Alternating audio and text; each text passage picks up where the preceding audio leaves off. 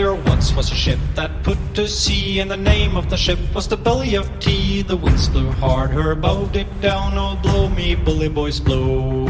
Soon may the wellerman come to bring us sugar and tea and rum. One day when the tonguing is done, we'll take our leave and go. She had not been 2 weeks from shore when down on her a right whale bore. The captain called all hands and swore he'd take that whale in tow. Soon may the wellerman come to bring us sugar and tea and rum. One day when the tonguing is done, we'll take our leave and go. Before the boat had hit the water, the whale's tail came up and caught her. All hands to the side, harpooned and fought her when she dived down low. And welcome everyone to Session 2, the much anticipated, long overdue Session 2 of Skull and Shackles, a Pathfinder adventure actual play run by myself and 3 really cool dudes. I'll let you guess which one is even cooler than the rest. I'm not going to tell you. But with that being said, we're going to dive right into our players introducing themselves, and then we're going to dive into day 2 of the Pressganged crew aboard the Wormwood. We're going to go Atomic, Blau, Zeb, Patrick. Gentlemen, take it away. Who the hell are you, and who the hell are you playing? Everybody, I'm Atomic. I identify as a meat popsicle, and I will be playing the part of Harlan Blackmane, our very angy tiefling boy. Hi everybody, I'm Blau/Joe, and I'm playing Caius the Kinless, the Asmodean anti-paladin.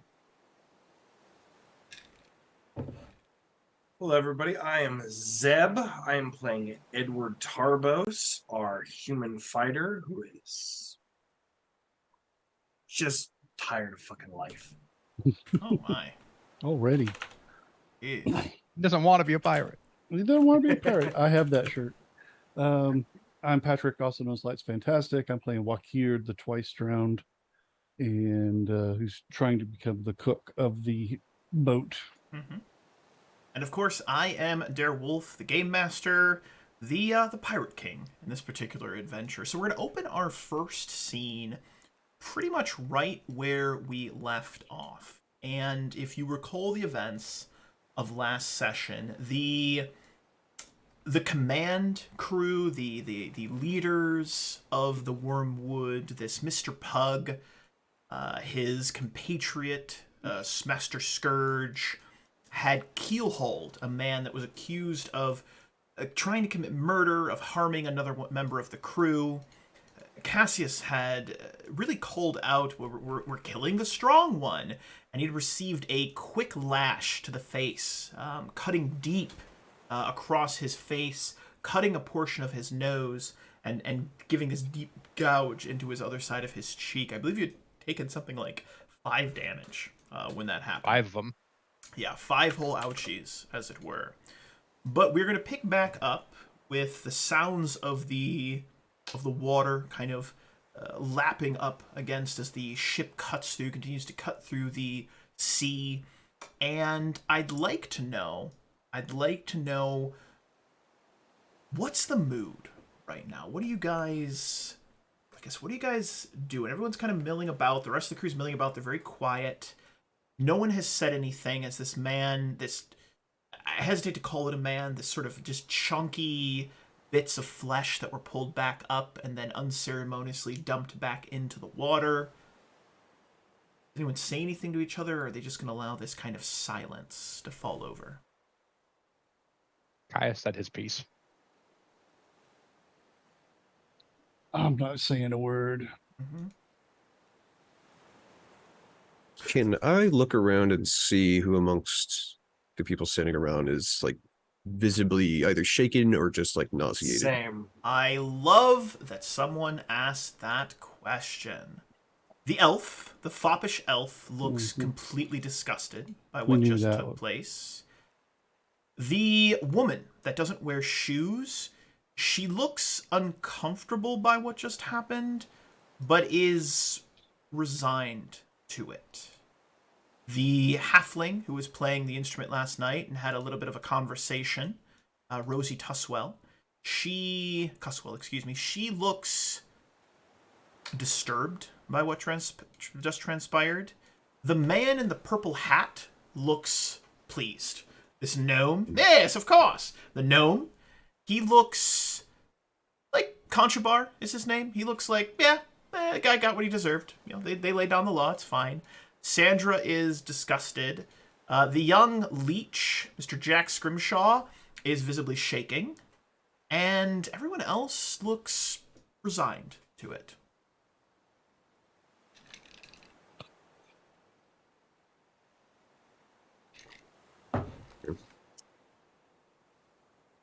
Master Scourge cracks his whip. You dogs gonna stand around all day? Off to work! Not time for lollygagging! Whoosh, whoosh. He whips it. So now we're gonna move back into the day 2. This is day 2, where each of you are gonna have a chance to pick what task you'd like to do. And there is rigging, cook, and Schwab. I'd like to start with Harlan. Harlan, you've just witnessed it. You've heard the crack of the whip. Scourge is commanding everyone to get to work. You know, this isn't a pleasure cruise, as it were. What would you like to do? Let's see. We did the rigging. To refresh my memory on what these do. So if you go down to the handouts, all the way down at the bottom, there's different tasks, and then you roll to see what task you get assigned. You are allowed to pick what you'd like to do, then you get assigned a particular task on that list.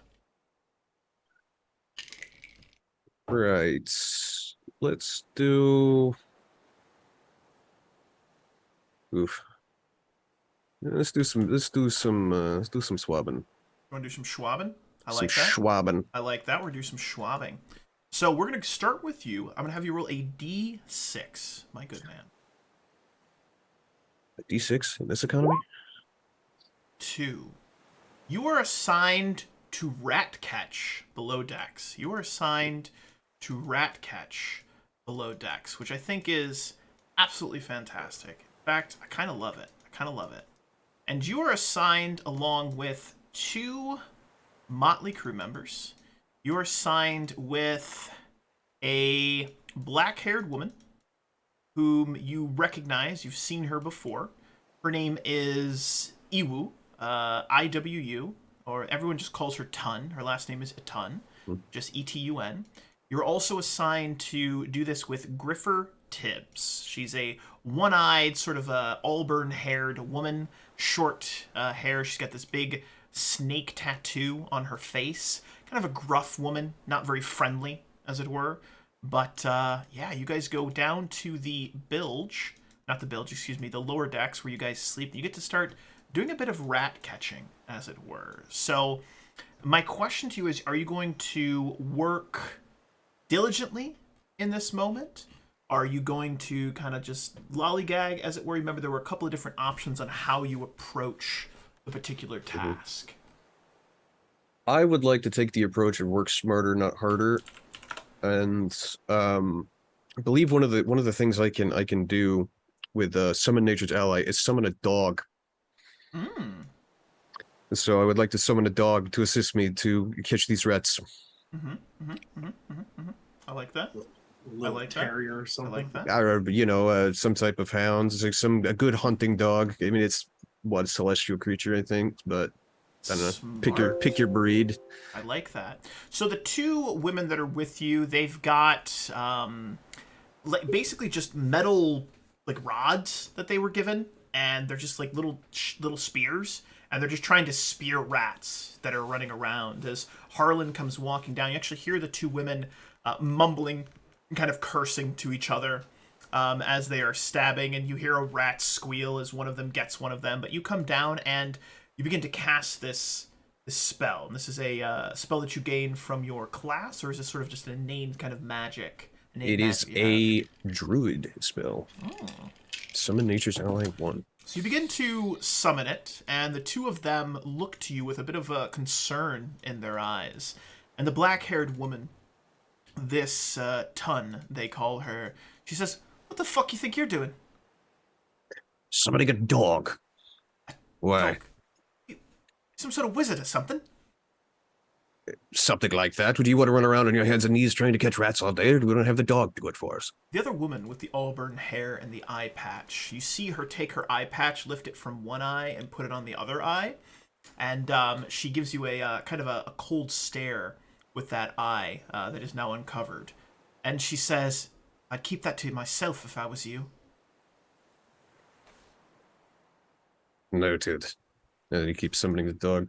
And a dog appears. And I'm going to give you this one. Basically, that dog does a damn fine job of, at least for, 6 seconds or so, a round, I believe, or it's a minute per level that you summon it. Is that right? Or is it a round per level? It is a... Remind me. It's a round.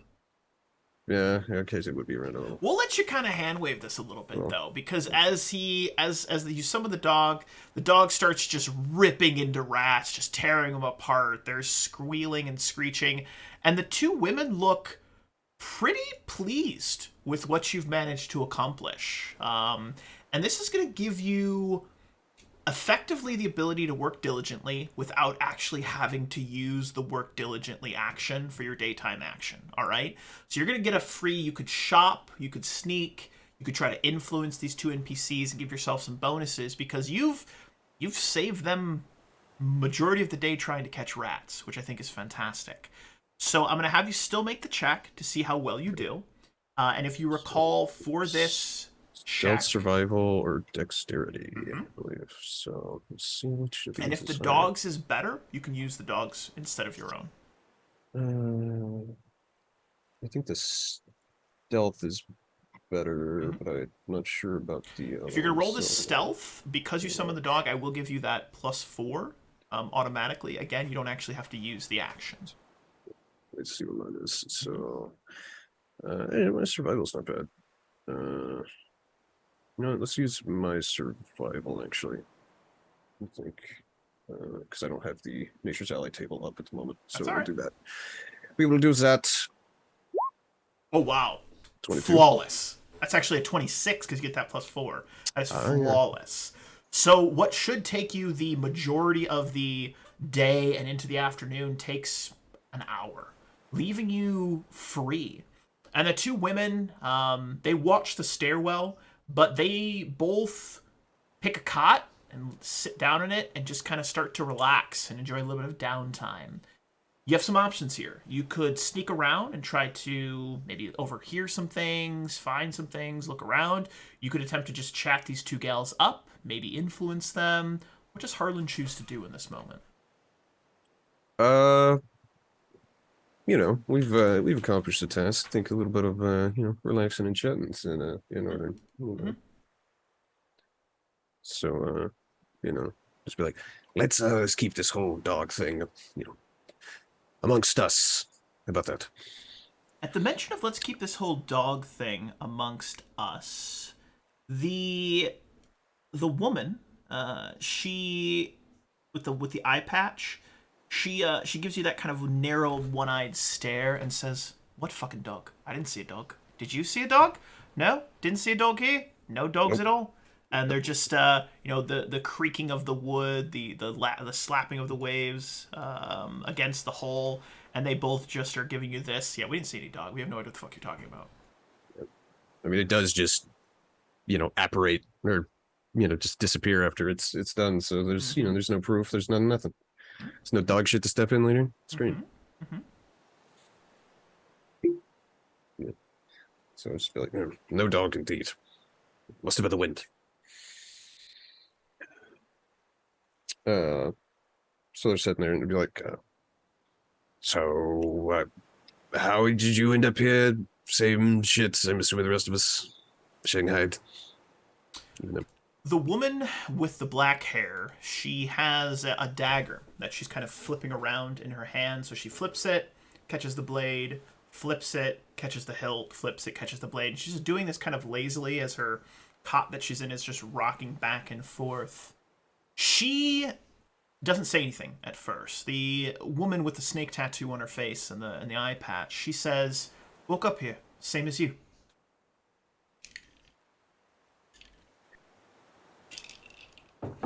Yep, that makes quite a few of us. I don't know what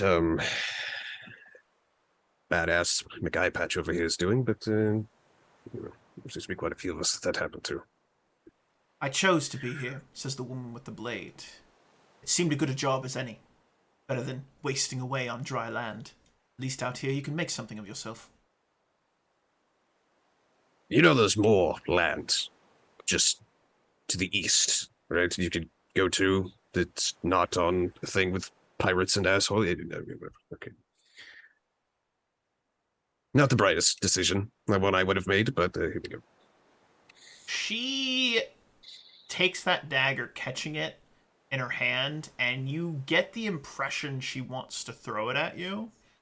But she kind of like cocks it back, and then she just flips it around, catches the blade again, flips it around, catches the blade again. I'd watch your tongue, own face. Don't threaten me with a good time, sweetheart.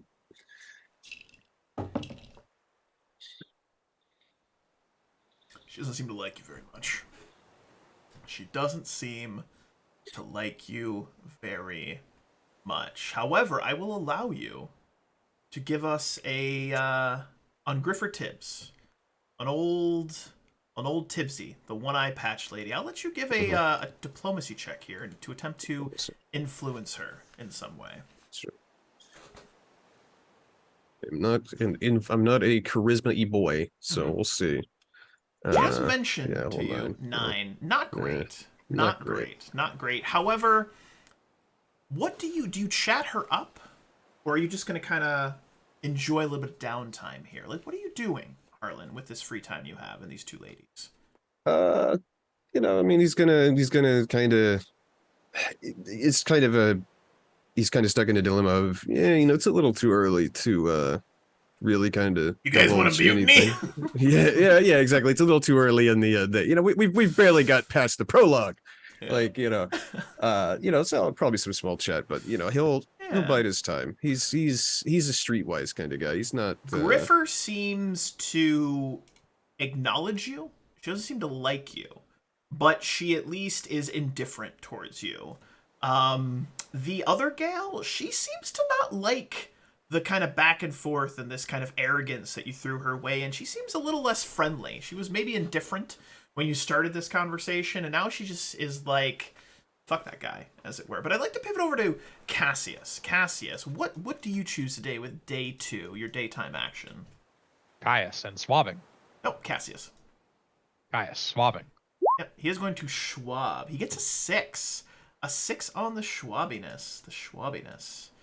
Let's see what task he got. He is going to be working on repairs. Interesting.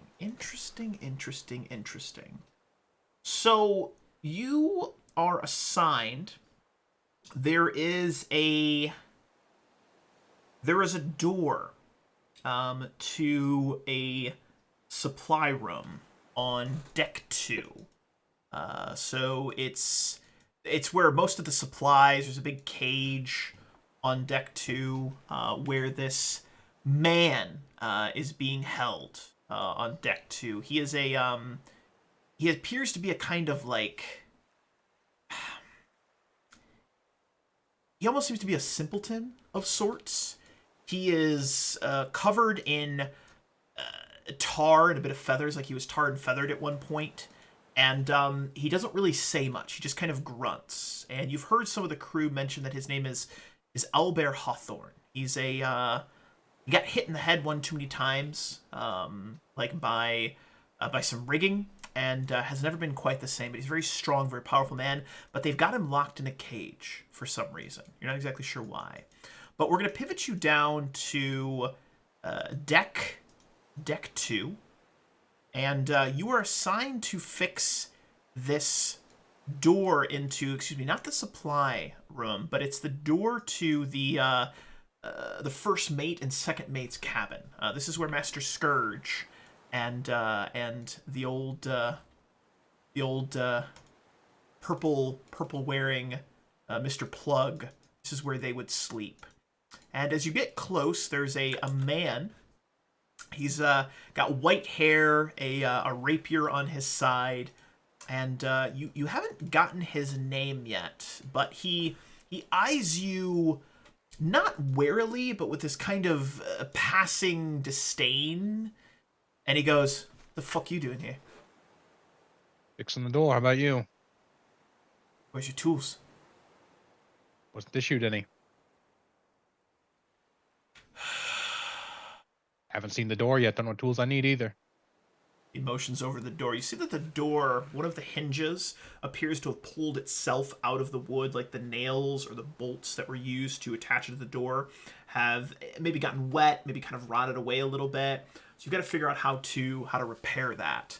But let's check and see here what you're going to be able to do with that. So we're doing either a profession sailor or a dexterity check to try and figure out what you need to do to repair that door.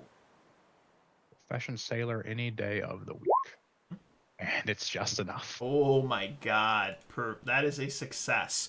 So you'll need to gather some new, maybe a little bore to drill a new hole. You'll likely have to change where it drills into the wood because that wood has rotted away slightly. You'll want to cut away that rotted wood, maybe coat it with some sort of oil or something to prevent it from spreading.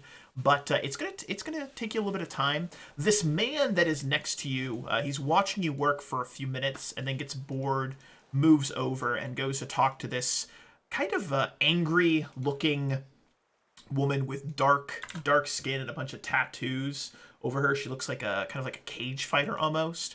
But as you are working, you're like drilling the hole. You've got this little toolbox. You're getting the nail out. You feel this kind of tug on your pant leg as you're like kneeled down.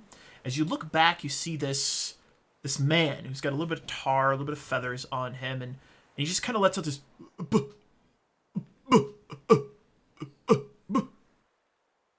Oh, indeed. I feel the same way, my man. Is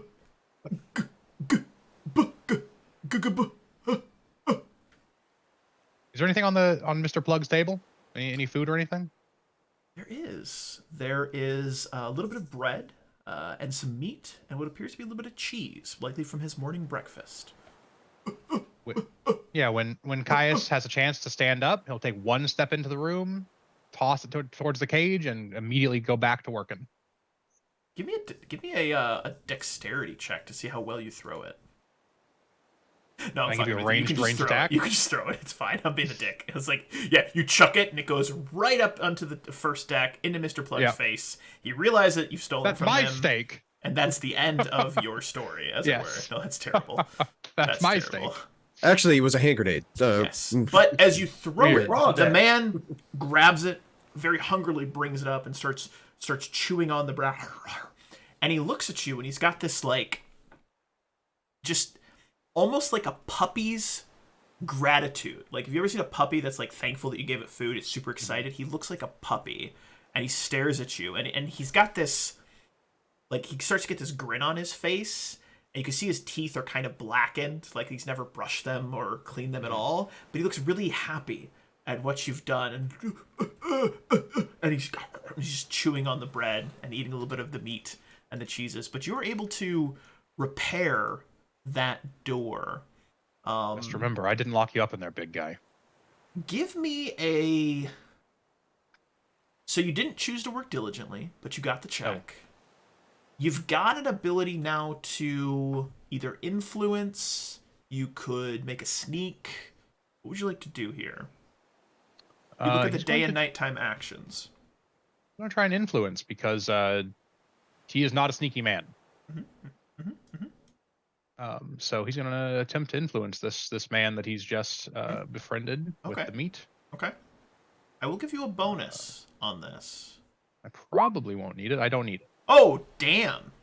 So that is enough to take him from being unfriendly to being indifferent. So he doesn't quite like you yet, but he doesn't think you're a threat, and he's not outwardly unfriendly, or he's not outwardly hostile towards you at this point. You know, he saw an opportunity, he went for it. But you did feed him, and he really likes that. So that's good. So you've made a acquaintance, as it were. I like that. We're going to pivot over to Zeb. Zeb, what would you like to do Mr. Edward, what would you like to do with your We daily can't- job? We can't see him on the characters, by the way. What's that? We can't see this guy on the characters. Sure you can. Look again. No, we can't. Yes, you can. You absolutely can. No, I can't. Yeah, No, I you can't. can. You absolutely can. He's Never. definitely there. Yep. He's right there. He exists. Don't question my authority. Funny story, I recently started playing The Stick of Truth because it was on sale. Yeah. And it is hilarious, and I'm loving it, but I digress. Completely off topic. So we pivot back to Edward. Edward, what are you choosing to do with your day? Now, mind you, you've got a shadow, a leech, as it were, by way of Scrimshaw. And whatever you do, it's going to give you a +2 to that task moving forward. He's always trying to help you. Okay. Sir, what do we do? What are we doing today, sir? Rigging. Rigging. You are doing line works. You'll be hoisting and lowering sails, which is exactly what you did when you first met little Scrimshaw here. So you guys get put on the side of the ship. You're doing kind of the same thing. You probably put him in front of you. And today you're going to be working alongside... Rosie's playing a little jaunty jig. She's playing a little jaunty jig along with all of you. But you're going to be working alongside... Let's see. Roll me a d20. I want to see who you get. 6. Contrabar. That makes sense. Big old purple-hatted asshole is going to be with you as well. So you've got a kid and a gnome attempting to help you raise and lower sails. He says, "Oh, this is quite despicable. How was I assigned to this job today? My poor hands. Oh, they're going to be so callous by the end of this. Oh, well, let's get started." And do you want to work diligently? Do you want to attempt to influence during this moment? How would you like to proceed? Shit. Who else is up on the top deck? We've got Sandra. Sandra's probably up in the rigging today. I'm going to put her up in the rigging. So she's rigging. The old Barefoot, she is going to be on the other side doing the same job, along with Elfie McElfpants, Mr. Duskmore. And then you've got Rosie playing a tune to kind of help. And you've got a couple of the command crew, the Wormwoods, I guess, leaders, as it were. By the way, Harlan, that floating black flag behind you is so on point, dude. That looks so good. I love it. But you're going to have to send me that. I got to steal that at some point. I think Edward is definitely going to either hum or sing along if it is a tune that he recognizes. He's definitely just going to be kind of teaching this kid, Jack, making sure. Yeah. I think we're going to work diligently. I think he's just going to kind of keep an eye and see. It's a drunken sailor. Way, hey, and up she rises. Oh, yeah. Way, hey, and up she rises. Way, hey, and up she rises early in the morning. That's what she's playing, just like on repeat for like 6 hours. Yeah. So go ahead. Go ahead, please. I'm definitely also want to see like the chemistry and how the rest of the crew is interacting. Give me a with each perception check. Give me a perception check. Yeah, you don't notice anything. It's very loud, and you're basically doing all of the work because you have a child and a gnome attempting to help you with a strength-based task. So that's a thing that exists. I like that. All right. But, and what is the what's the checks for this? Yep. So for that check, you will be doing a profession sailor or a dexterity check to do line work. All right. We're You get a +2. You're actually getting a +6 to your check. I don't even know if you can fail this at this point. Right. Well, just hang on. Just hang on. Famous last words. Don't Prepare curse to it. be amazed. Hey, perfect. So you do get a +6. You got a 16. So you succeed. You're doing well. You do the work well.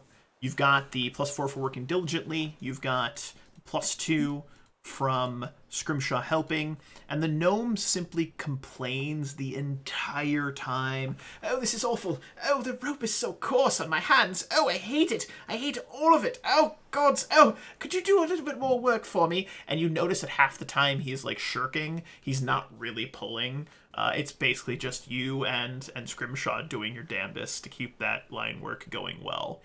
But we're gonna pivot over to. Can I do one thing? Go Just for it. because he's skimping on the work. I like. I That. would like to nudge Jack, who's in front of me, and kind of Oh, sir. give him just kind of a look and just kind of let go, so Nomi boy gets a nice little rope burn on his hands, and then grab real quick and just immediately turn around and just be like, "Sorry, got away from me. Are you all right?" Give me a bluff check. Give me a bluff check. All right. Where's my bluff at on here? Making enemies already. That's pretty good. Oh dear. Shit happens.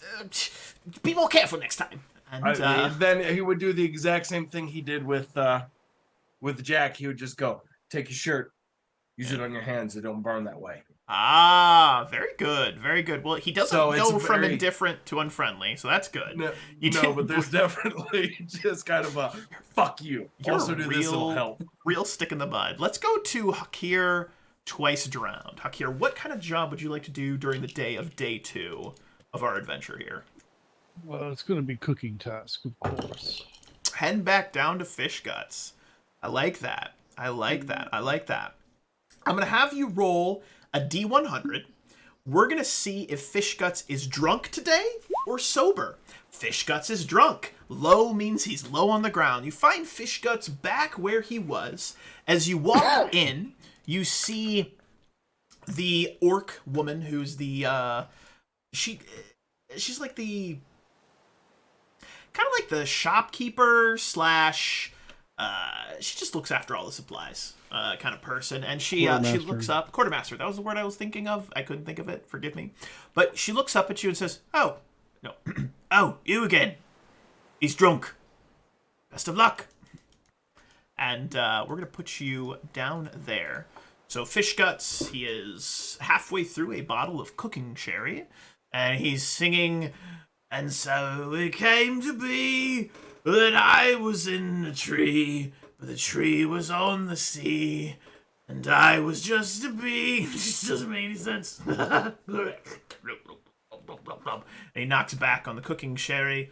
"Oh, look, it's you again." Look at him. Ah, his face. But what are you cooking today for the crew, my friend? Well, hopefully we get some fish, maybe a couple turtles. I was thinking of trying to find a way to get a little bit of a rancid meat in the Scourge's food. Ooh. Oh, man. You want to do some rancid meat in Scourge's food? Yeah, in the Scourge's food. All right. Correct. It's a risky one. But I like where your mind's at. So, do you have profession cook? No, I got survival. Nope, I didn't have that. I've got sailor. Oh man, that's a thing. That is a thing. That is I'm thinking maybe an intelligence. thing. I mean, we It would do have all be- these rats sitting around. It would be an intelligence check. We're gonna allow it. We're gonna do an intelligence check here to see what happens with this. We're gonna do an intelligence check. I'm a little nervous, but Intelligence is a +1, and can I use a hero point to add a plus to that prior to the roll? yeah, give you a +8 if you want to. Okay, all right, because that's what we're gonna do. So I got a +9 to the roll. So 18. That is an 18. So you are able to procure some rotten rats. Nope, 17. Not bad. You're able to procure some rotten rats, as it were, and add them specifically to Scourge or Plug's food. Who do you want to add it to? The one who's got the whip. Ah, that is Wouldn't- Master Scourge. Wouldn't it be both because they eat together? in the cabin. Ah, that's All true. right, I'll allow it. I'll allow Yeah, it. So you're going to that's try a to give them some special- rancid food. So I'll be giving them some fortitude saves in the evening to see if they end up sick or nauseated the next day. Yeah. And we'll see if there are any repercussions to that. But you're able to... Now, were you going to work diligently, or were you going to Oh, try yeah. to influence Ken? You're going to work diligently. I like that. Oh, yeah. I like that. Working diligently, making sure the job goes well. I'm listening The... to Ambrose. I'm sure he's saying things that I should pick up on. Oh, yeah. Fish Guts is... he's talking about how... You know what? Give me a perception check here. I want to see if you overhear some of his ramblings and can pick together some things. I like that. I like that a lot. Not a Nope, good too roll. focused. Too focused. Grok, though, Cutthroat Grok, the quartermaster of the ship, she looks impressed. And as you're working diligently, preparing the meal, she kind of calls over to you. Taking well to this, aren't you? Well, there's two things you can do when you find yourself on a ship that you didn't sign up for. Jump over the side or dive in all hands. I want to dive in. She nods with this kind of approval to that response. And I'm going to let you make an influence check on her, because that was a really good response to her, to that kind of that comment to you. This is diplomacy. Yeah. I'm going to have you roll a diplomacy check on her. All right. Let's see if you can influence her at all. I do have a lot of. That's pretty good. I'm actually going to move Cutthroat down from officers to indifferent for the time being. It's going to go from officers to indifferent. She nods, and she doesn't say anything, but that nod says it's a really good mindset. I like that. I like that. The only thing you can do. I like that a lot. That's actually really, really good. So that is the daytime. The rest of the day the rest of the day passes. The weather is clear, beautiful skies, no issues. And we're going to move into day 2 nighttime actions. If you guys scroll all the way down and you look at the nighttime, you've got a couple different options. You can choose to go to bed and automatically recover from any sort of fatigue. None of you have fatigue today because you all succeeded in your tasks swimmingly. You could gamble, you could entertain, you could attempt to influence a single NPC, you could sneak around and explore, you could attempt to steal something. Let's start where we left off. Hakir, what would you like to do with your nighttime action? I think he's going to entertain. Ooh, who would you like to entertain? Oh, the crew. The crew? And how are you going to entertain? I'm going to tell them a little story about a pirate adventure that I've heard many a time. And I'm not like a bard. Mine is oratory. Okay. So So I'm what's the really guy that cool tells about a nice attempting little to entertain story. is you're going to make either a perform or some sort of charisma-based check. And if you succeed, for the next day, you will get a +2 on all charisma-based checks. So to influence, to get them on your side. Basically, you get them to like you, as it were. You can tell a story. So what skill would you like to use? Oh, we're going to use perform oratory. Perform oratory. I like that. Very good. We're going to Move talk you about down to the belly of the ship for now, and you're one of the seeing stories some of the crew. that's about this one particular sailor Mm-hmm. whose name shall not be told, visiting the goat in the lower levels. Mhm. And the goat being a little looser when he left. I like that. Go ahead and make that perform oratory check. 19. Fortunately, the DC is a 20. You have any way to add any bonuses to that? No, I don't have any other hero points, I don't think. I only have the one. You only had the one. It's a good story. Go ahead, Edward. Can I give him my hero point? You know what? Sure. Sure. I'll allow it. +1 trait bonus on checks to influence NPCs on the Wormwood. Yeah. Oh! Oh, Yeah. no. Yeah. This is why you Damn! write your note. All right. That is a 20. Hey, in a game of inches, every +1 counts, right? So that is a success. You'll be getting a +2 moving forward during the next day to influence anyone that you talk to. So that is a fantastic. People like you. The crew, even some of the officers of the Wormwood, seem slightly enamored by Hakir's resounding and kind of rousing tale, as it were.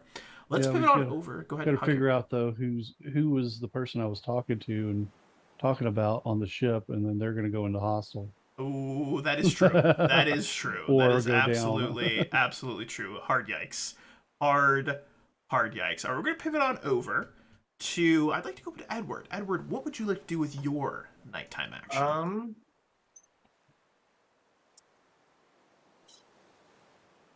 I guess I'd try to influence somebody. Ooh, who would you like to attempt to influence? You've got a huge cast of characters that you can attempt to influence. Who would you like to influence this evening?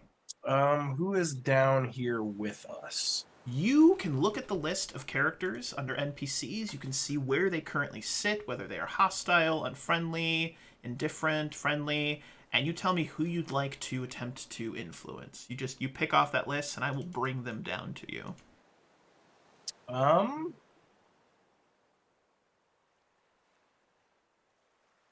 Let's do what is it, Griffer? Griffer, she's down there. She's the one-eyed patch lady.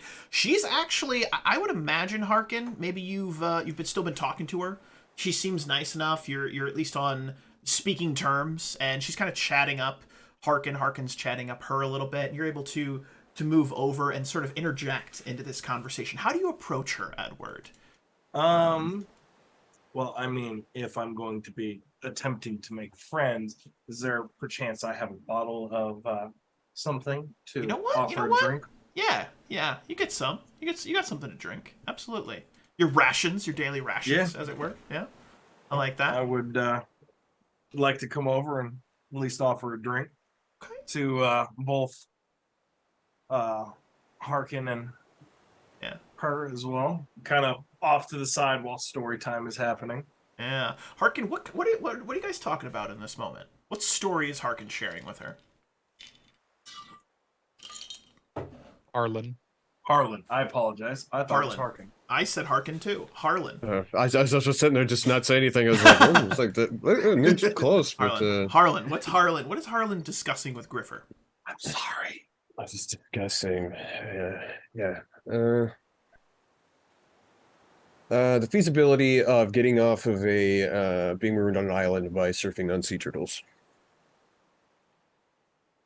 She has got her hands behind her head. She's leaning back, and she's really pensive. She says, "You need at least a dozen of them. You'd have to figure out a way to lash them together. Suppose you could use seaweed, but it's not that strong. You'd have to get the stuff down near the root of the seaweed, so you need a way to get in. But how would you get the sea turtles together?" And it's like going back and forth. What is Harlan saying in response to this? I like that. Well, obviously, the best way to do it is just to be blessed by Gozran. Then you just need the one, maybe two sea turtles to drag you through the water. No. You need at least a dozen sea turtles to carry a man. Are we talking just one person? Are we doing multiple people in this scenario? How much of an asshole is your crew to let them maroon more than one person? Well, let's assume that we're at least two. I mean, they left you alone, but they didn't leave you alone. They left you with some... What the fuck do you want? And she looks over at Edward. He's going to hand Harlan a drink because he's at least comfortable with Harlan. Mm-hmm. And he would look to her, hold up a glass, and he'd say, I think if you were to lash them together, you wouldn't want to go with seaweed. That would erode too quickly. I'd use palm tree leaves, strip them down for the fibers. But how would you get the palm tree leaves? And she takes the bottle without really making an acknowledgement. She just takes it, uncorks it, and just starts to knock it back. But the point is, we're discussing trying to get to the island itself. You wouldn't have palm trees on the ship. We're assuming that you get the sea turtles after you're thrown off the side of the ship. Correct me if I'm wrong, Harlan. I mean, I guess it depends on the speed at which you need to befriend sea turtles is dependent on if it's shark-infested water or not. Wait, there's sharks in this scenario as well? Well, we're all fucked then. It is an ocean. Oh, if there's sharks, 100% we're fucked. All right, let's assume that there are no sharks. The the woman with the knife says, "There's always sharks," and Griffer says, "Shut the fuck up." So there's no sharks. We have 2 sea turtles. No, 6. We're gonna go with 6. Half a dozen sea turtles, right? And then we need. Is there rope in this scenario, Harlan? Can we get rope? Well, really, the big thing is, well, it depends. You know, we're talking about someone who's been hands tied together. Someone who's been forced to walk a plank, or someone who has just been, you know, we walked the plank. There was rope around our arms, right? So there was rope around our arms, but we got free of the rope because 2 sea turtles lifted us out of the water. Okay. So we start with 2. We befriend the 2 sea turtles.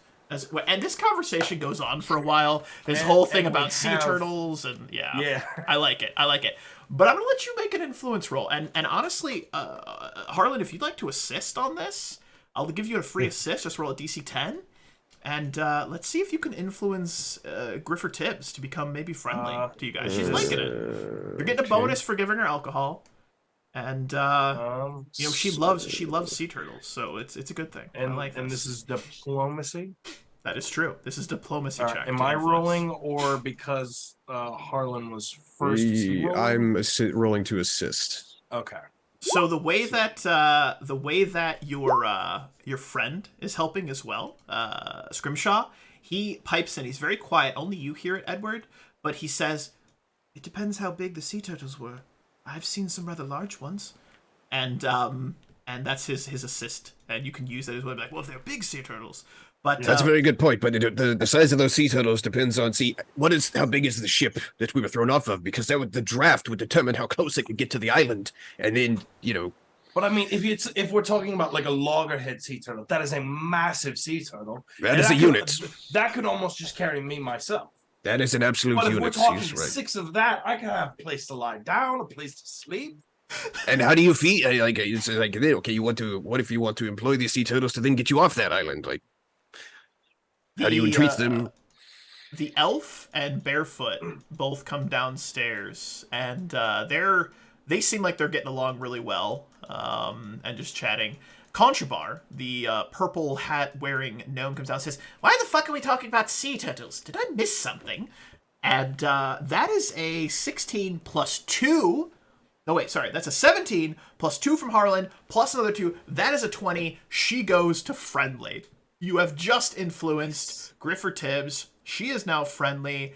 And you guys enjoy a nice evening of just shooting the shit and talking about sea turtles and riding them to deserted islands. Absolutely fantastic. I love it. Let's pivot on over to Caius.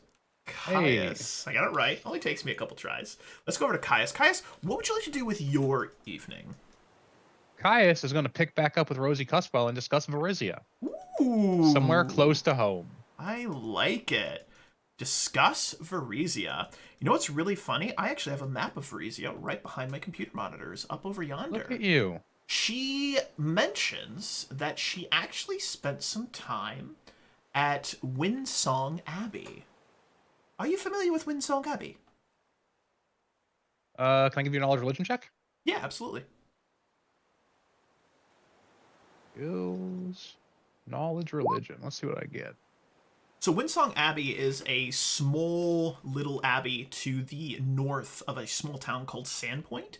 It's roughly maybe 150, 200 miles north of the large city of Magnamar. And it's known for being it's a religious place, right? It's a religious place. It's actually dedicated to Desna. But they also are known for the monks there craft musical instruments. And with that knowledge religion check, you notice that her violin that she's been playing, has the markings of being from that abbey. And she shares a story with you about how, she was traveling with merchant caravans and whatnot. She spent some time and actually befriended some of the monks and got this violin from them. And it's been her prized possession for some 15 or so years. She doesn't really go into too much detail about how she ended up in the Shackles, But at some point, she was in Varesia. What is Caius sharing with her about his time? What made him bring up Varesia? Well, it's close to Cheliax, and Cheliax used to have holdings there, so he'd probably bring up some history there about how they used to control Corvosa, and it's everyone broke away after the death of Aridin, right? So just kind of bringing up some history of the area, what they might know in common of the culture in the region and all that. Absolutely. It seems to be going pretty well.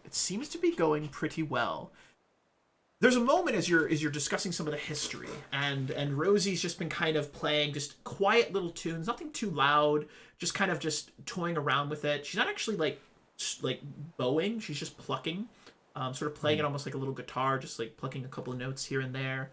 And she's not laying in the cot, she's just kind of leaning against one of the pilings, the kind of pillars that are in here holding up the upper decks. And she's giving you this kind of side eye, and it's not an aggressive side eye, but she looks at you and she says, "Guys, I hope this doesn't come across in the wrong way, but I've always thought Chelaxians were assholes. You seem pleasant. Are you sure you're Chelaxian?" I'm not quite sure of my parentage, actually. He kind of chuckles at that. But by culture, yes. By religion, certainly. But trying experiences change everyone. And I better not make enemies where I have no friends. Wise words. Wise words. And she plucks a couple of additional notes on her violin.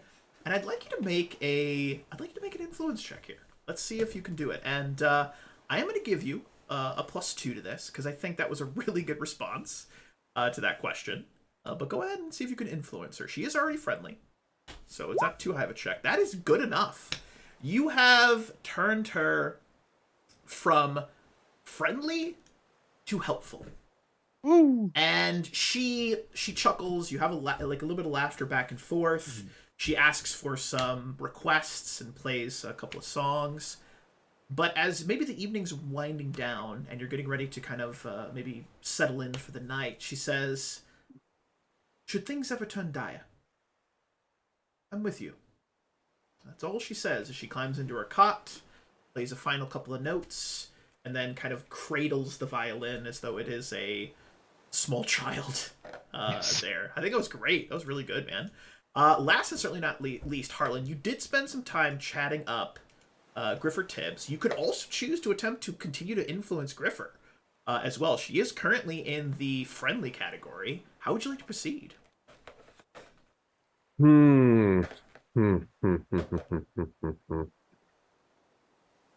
moved the sword, by the way. It's now kind of at my side, so it's easier to pull out and put back in. So just yeah. It's kind of like this. It's like right there. Like I can get it out pretty easily. So yeah. Underarm holster. Yeah, it's exactly. FBI, get on the ground. It's two hand crossbows. Wormwood police, everybody on the ground. Wormwood police, everybody on the ground. I got to get my sword too. Oh, there you go. Yours is cooler than mine. Mine's made of plastic. Yours is an actual sword. That's beautiful. Harlan, what would you like to do with your nighttime action? Harlan reaches for his sword, but it's not a sword. It's a, Mossberg 598-1 pump action shotgun. Wait, what? That wins. That wins. Yeah, this wins. Yeah. With the Stick bayonet. measuring contest got weird. Here's a bayonet. Why? Because fuck you. That's why. Wait, I thought we Wrong weren't using game guns system. in this one. Hold on. That's when you want to play Fallout. Just because I'm curious as to how it'll work, I want to let's do a little bit of gambling, a little bit of chance. We'll do it. We're playing more for entertainment because we've all been shanghaied. We're all broke as shit. Yeah. But it's I'm just gonna roll the bones or something. We got some dice. We got a cup, Okay. couple cups, something. Let's do some roll the bones. Okay. I don't remember how to play roll the bones because it's been years, but whatever. Okay. You've got a couple of different gambling games you can play. You can arm wrestle. You can hoblob, which is so arm wrestling is pretty self-explanatory. Yep. Hoblob is participants lob a lead ingot covered in greased piglet skin, the hog, as far across the deck as possible. The game is resolved by a d20 check between any number of players and NPCs. The hog counts as an improvised weapon, imposing a -4 penalty on a rolls unless the thrower has the throw anything feat. Effectively, you try to whoever gets the highest roll wins the game, as it were. So whoever's playing an alchemist wins by default. Some pirates claim to have participated in games played against Asmodeus using a live hog. Mm, You. There's also Heave. This is a potentially deadly drinking game that's played with rum and takes place between any number of pirates. They bet who will pass out first. You effectively drink until you pass out. What game would you like to play? Oh boy, he could do some fuckery with that.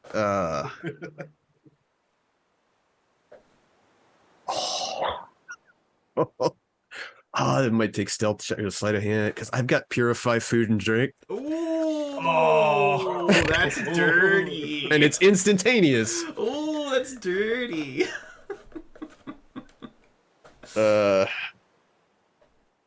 I like that. I like where this is going. This is good. This is good. Let's do some drinking. Let's do some drinking. Do a drinking game? I like that. Yeah, I like that. Let's do some drinking. All right.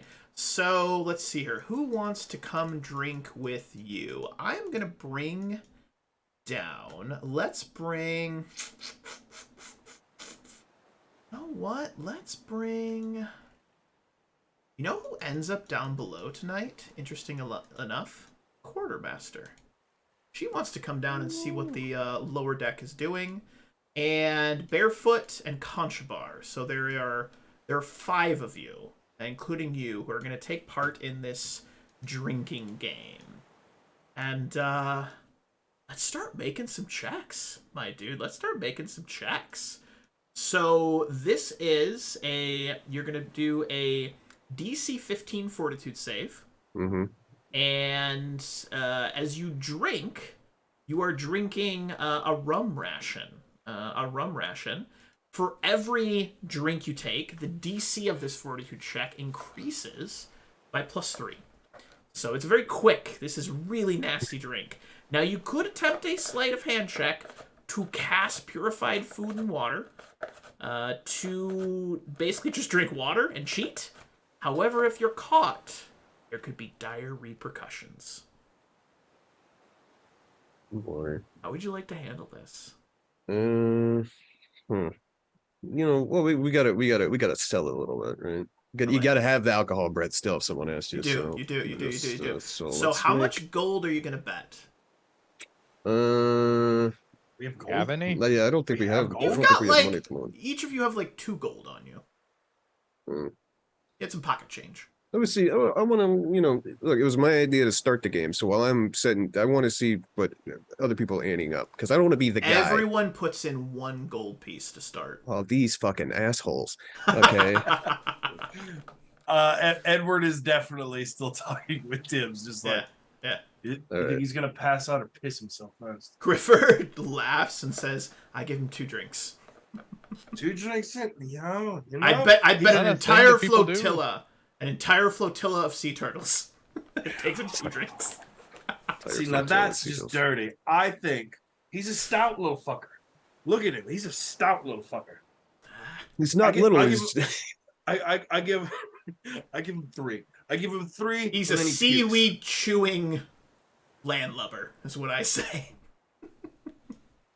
You talked about me? Are they over there talking shit about me? Absolutely. Absolutely, my friend. Absolutely. How tall is Edward? Edward is 6'3".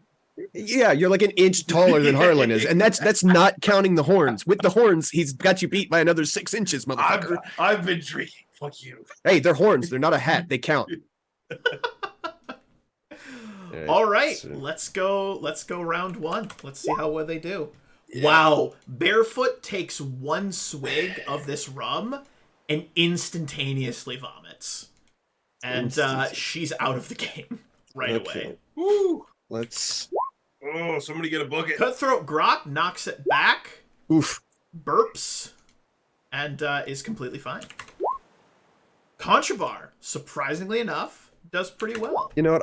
Yeah, I'm gonna re-roll that. I'm gonna hero point that because can't fuck it up. That was a 4. Oh my God. Harlan! Oh Okay. no! If I give you my hero point, will you reroll that? You already The hero gave point your you've already hero point. the one you've already given. No, No, he Oh, you yeah, did. You did. no, You he had never the had plus to. one. He had the Yeah. plus Oh, one. he had the plus Right. one. yeah. So I still got my. You know what? You can give him your hero point. You can like walk over, seeing him turning green, and be like, "You got this, buddy." Go ahead I and would reroll like- I again, would- Harlan. Oh boy. I need. Mhm. He's gonna come over and just slap you on the back and just be like, "I need 3 drinks out of you, and I get a gold piece for tips." Yeah! Yes! That is fantastic. All right. So Barefoot's out. Let's see here. Did anyone else fail? No, just Barefoot is out the first round. All right. So the pool sits. Pot sits at 5. Cutthroat Grok. She puts in 2 gold pieces. Is it total or does she? She puts in an additional 2 gold pieces. Does she And whatever the 3? I mean, no one can call that He's though. all Yeah. in. She's all in. Oh, she's okay. She's all You're in. all in. Everyone's She's all in. Yeah, let's all in. Oh boy. Oh boy. I'm gonna move you guys around this table. Ooh. Here we go. Conchmo says, "Oh dear, that's rather strong, and oh, it tastes like a turpentine or something. Well, bottoms up, and we're gonna roll the second check. Now remember, DC is now an 18. DC is now an 18. Let's see how well everyone does. Slide of hand. Wow, another 29. Sleight of Cutthroat hand. Grok is good to go. I mean, the DC on Ooh. sleight of hand might actually be better. Tun is out. She turns green, backs away from the table. Conchabar. Ooh, he turns green, backs away from the table. The pot now sits at 5, All right, 10, you know, 14 gold. there's a saying in NASCAR: if you ain't cheating, you ain't racing. So we're gonna try and do some sleight of hand, Okay. purify some food and drink here. Okay. Oh, God. Okay. Hopefully, that 2 drinks will give you something. Oh boy. All right. All right. You are 2 drinks deep. Give me a fortitude save. Okay, let's see what we got. Give me a fortitude save. You're going to be taking a -2 on this check. Okay, Sleight of hand it. It's going to be opposed by her perception check. I got a decent dex, so let's see what we got. Oh, for fuck's sake! Oh! Wait, why is it saying it's on? Oh! Dice hate Oh. you. It's Ugh. wrong. Oh, yeah, it is Ugh. for sure. Yeah, You drunkenly start to try and cast a spell.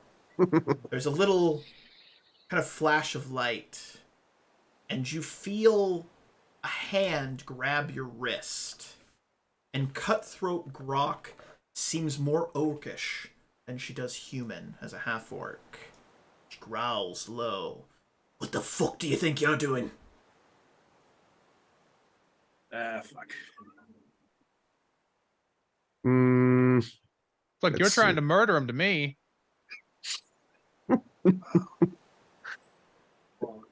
Oh boy, are we starting to brawl? She very, very slowly lets go of your wrist. The spell is interrupted. Drink! Knock it back. DC is now a 21. 21. If you win, let's see what happens. You've been rolling like shit. It's only gonna come up good. Oh, it came up pretty good. You both start to turn green. You're feeling sick. She's feeling sick. Both of you hold it together. She pours another drink of rum. DC is now a 24. Drink. It's a command. It's not a request. It is a command. That's a nat 20 on my part. Yeah, it's some silly half-work bullshit. Yeah, there's no way. Oh, Harlan, your stomach starts to feel like there's a hole burning through it. cutthroat grok starts to laugh in your face. It is condescending, if nothing else. All right, we'll call it a draw. She quickly scrapes all of the gold off the table, puts it in her coin pouch. She pats you. She kind of like pats you in between the horns and says, "Good boy," and saunters off back upstairs away from everyone. All What was right. That's technically 4 drinks, right? It's You got probably through better. 3. It was probably better than my alternative plan. If she got in his face. Griffer pays you 2 gold. Yes! Yes, I get my money! You get your money. As you're sitting there green, it's just definitely just like, I got money. Thank you, man. Just trying to imagine him actually turning green when he's already like dark reddish gray, like, some weird like horrible color. I love that. We're gonna move it over to day 3. The weather continues to stay pleasant, very nice. There's a cool breeze, a couple of white poofy clouds in the sky, but nothing too crazy. Nothing too crazy. I would, however, like everyone at the beginning of day 3 to give us a knowledge geography or profession sailor check. Everyone immediately rolls profession sailor. Takes knowledge geography. No one. You guys recognize that you are indeed traveling north. You're indeed traveling north. I'm going to move you guys over to the Shackles map for a moment to give you an idea. You guys are traveling up through the Straits of Bathos. The Straits of Bathos here. It looks like you're traveling up actually close and near up into waters that are going to be controlled by Cheliax. It looks like you're actually moving to the waters that might be controlled by Cheliax. Now, this is on the south side of the Eye of Amandango, but they have been known to send merchants down to Numera. So looks like you might be heading up to potentially attack some of those maybe merchant trading lanes, as it were. But day 3, let's talk Turkey. What would everyone like to do on day 3 of their journey? I'm going to start with... We're going to go crisscross applesauce. We're going to go Caius, Edward, Harlan, Hakir. Caius, let's have you go first. What are you doing on day 3? Schwabbing. He's found what he likes. You are given the task of schwabbing the decks. You're going to be schwabbing the decks. This is a strength check or a constitution check. And you are tasked with cleaning the decks. And you are tasked with cleaning the decks alongside the elf, the elven man, and one barefoot lady as well. You're given the task of schwabbing alongside the 2 of them. Now, are you going to work diligently? Are you going to try to simply influence? How would you like to proceed with today's task, my friend? Gonna try and influence. I love it. Which one are you attempting to influence? Well, the task goes fine. Task goes perfectly. Definitely not the elven man, because he seems pretty fucking useless. So Barefoot McGee, what's her name? Barefoot Sam's Toppin. Yep. All right. Just cleaning the deck in a bucket. He's gonna inquire about the bare feet. Seems like We shoes. strange. Yeah. Why no shoes? She is got this big mop. She's cleaning off the deck, keeping the salt from starting to wear away at the wood. The reason that you would clean the deck on these seafaring ships. And she says, "Why not? Better to feel the ground beneath your feet. Wearing shoes, you can't feel what's below you." There's a thorn in your foot, I suppose. She lifts up her right foot, and you see that it is completely calloused. Like, there's probably a good, quarter of an inch of just calloused skin under her foot. She says, "Thorns don't pay me no mind." Well, it depends where you walk, what kind of thorns they are. Caltrops on a battlefield might be a bit rough on you. When's the last time you saw caltrops on a ship?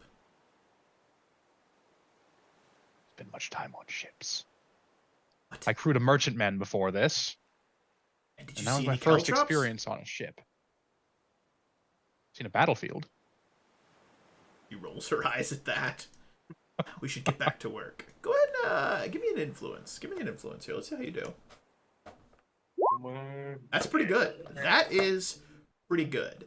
What else? How else do you talk her up? I'm curious, Caius. How do you talk her up? I mean, he'd say it's sensible enough not to wear shoes on a ship, but out in the land, that's a proposition, especially for some. Yeah, no, it's strange, but also didn't sailors in the 18th century not wear shoes? Zeb. Yep. Isn't that a thing? Yeah, most of them did. Yeah, no, I'm just curious why the module's calling out as being a big thing when most people wouldn't on a ship. She mentions to you that it's easier to climb the rigging. It's Fair. easier to. God, I wouldn't do that. I'd break my neck. You can use your feet as an additional appendage to pick things up. I can't do that with shoes on. You can use your toes to grab things God, and no, hold you things. can't. That's true. And she gives you like 10 good reasons why she doesn't wear shoes. 8 of them probably don't make sense, but 2 of them you're like maybe, just maybe. But you actually do move I'll barefoot call it even there. from indifferent to friendly. She seems to like you, Caius. She seems to think like she likes that you asked about her lack of shoes, but didn't make fun of her for it. You were curious about what was going on. I like. Yeah, I didn't say, ew, look at them gross feet. Yeah. Ew, nasty. Edward. I like the idea that the elf is just like, oh, that makes sense. Just start taking his boots off. Yeah. The elf's like, that actually does make sense. I think I will take off my shoes. She looks over him and says, don't do that. That's stupid. Your feet are probably like silk. And I don't mean that as a compliment. And he's like, oh dear. Fair enough. Old silk feet over here. I hate this old silk feet. All right. He has a new name. I'm renaming him. Silk It's feet. Silk feet. Look, all he has to Silk do, feet. is get a bag of rice, put his bare foot on it, and walk around with it. Just every day, multiple days, Silk and it'll build calluses, and then he'll be good to go. His name is Silk Feet. It is official. It's now it's on his character name, Old Silk Feet. He actually kind of likes it. He's like, I don't hate it. I don't hate it. I don't like it, but I don't hate it. Yeah, Caius just looks at him like, are you fucking serious? Are you I don't think he understands that this is not the nickname is there whether he likes it or not. That's how these work. Well, they're there especially if you don't like it. Yeah, especially if you don't like it. Don't let anybody know you don't like it. I love that. We're going to crisscross applesauce down to Edward. Day 3 of your journey. What are you choosing to do? We're gonna go suave as well. Ooh, roll me a D6. 5. You are a runner. You spend the day running and passing messages to the crew officers of the Wormwood, and you go all over the ship, other than the officers' cabins. So this will require a acrobatics or a constitution check. If you have the run feat, you automatically succeed this task. I do not. So you said acrobatics, and I get a +2 because I got the boy with me. Yep, you get a +2. Not bad. You are spending the day running messages alongside a gentleman we haven't really had too much interaction with. His name is Cogsworth. The loser. Crimson Cogward. Yes, Crimson Cogward. He is currently unfriendly and is just giving you the side eye a lot. But you've got your little shadow, your little leech alongside you. He's been helping. And do you work diligently with this? You didn't say you did, so I'm assuming you might attempt to influence here, or would you like to do something else? You have pretty much free reign of the ship right now. Let's go with influence. Okay. And are you going to try to influence him? Or, because you are running, I would allow you to pick anyone that you maybe pass by, you have a quick conversation with as you're running messages all over the ship. You pretty much pick anyone on the list to attempt to chat up, just for a few moments. Let me look at the list here real quick. Yeah, take your time, buddy. Let's see.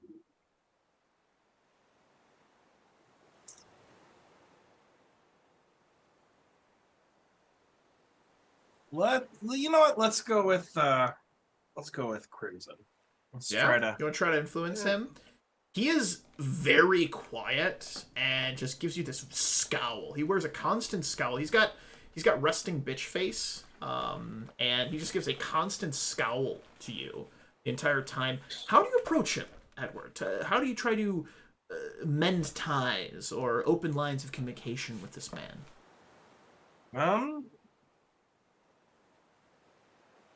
Where do you learn to fist fight? He's definitely gonna check to see, because he had the shit kicked out of him. He's definitely gonna. Yep, still got a black eye. Still looking He's a little not. fucked up. He's gonna ask him like how he is, but not in a way that's like, "Can you not work?" Yeah. But definitely just kind of sideways, just kind of conversation of. I don't know. I wasn't there. I didn't see what happened, but I mean, I don't know. Ask him like maybe what happened, or Yeah. okay. Along the lines of, "Hey, I'm here. I can't. What am I gonna jump off the ship? I mean, we're all in this together. We might as well check to make sure you're all right." He says a very quick phrase. It is simply, "Shouldn't have talked about my mum." That is a statement I agree wholeheartedly with. Raises an eyebrow. He still seems a bit apprehensive at talking to you. What else do you... But you've got his ear in this moment. You've got his ear. What do you choose to do with it, Edward? I would turn and not addressing him, because he's kind of paired up. He's not really chatty. He's definitely going to say it to Jack, but also where obviously Crimson could hear, and just be like, "I've done a whole hell of a lot worse than when he talked about my mom." I like that. Let's have you roll that influence check. Give me a diplomacy check here. You do get the +2 from Scrimshaw. Scrimshaw says, "I never knew my mum, but if I did, I would defend her honor." All right, lad. All right. Not gonna be an easy check. But 16 + 2 is an 18. It's an 18. Here's what I'll tell you. He seems less unfriendly, but he is not...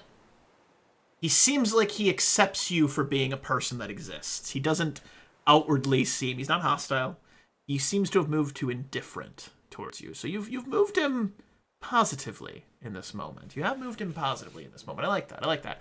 We're going to crisscross applesauce over to Harlan at this point. What daytime action during day 3 of our journey do you choose to take? Well, he's still in his sussing everything out. So we've done some rigging. We've done some schwabbing. So let's go see what this whole cook mate thing's about. Ooh, you're gonna go cooking.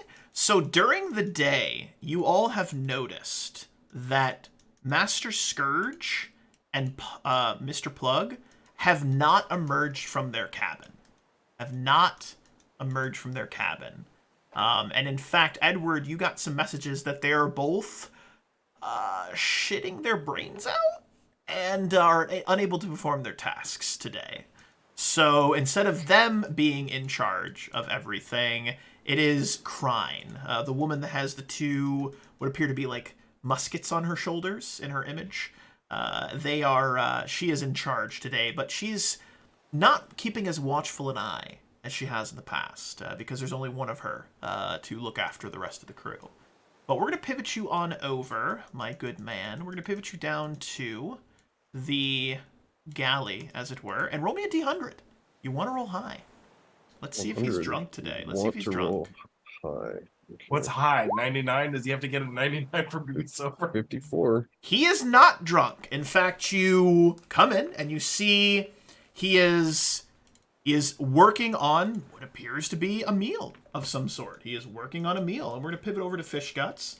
Cutthroat sees you walk in, gives you a nod. Fish Guts says, "Oh, you're helping me today? Grab some of the celery over there. I need to create some sort of a drink. No, celery's not going to do it. Do you know what fixes stomach aches? Oranges? No, it wasn't oranges. What was it?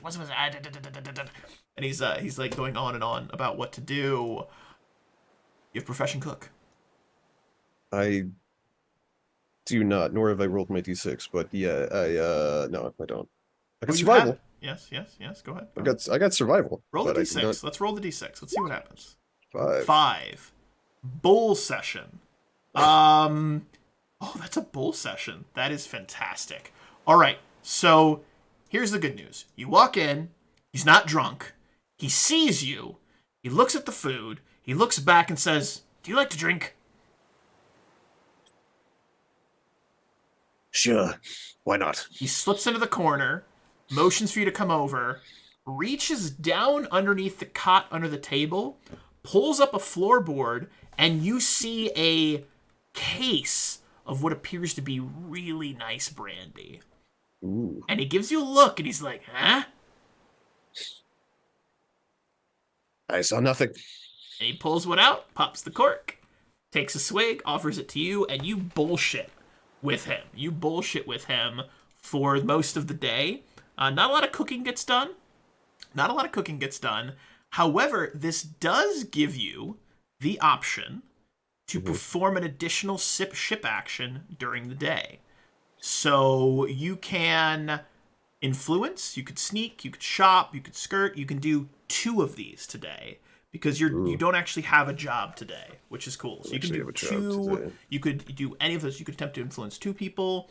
You've got some options here. That's actually a really good roll. Really good roll. No, my record of diplomacy checks are not great.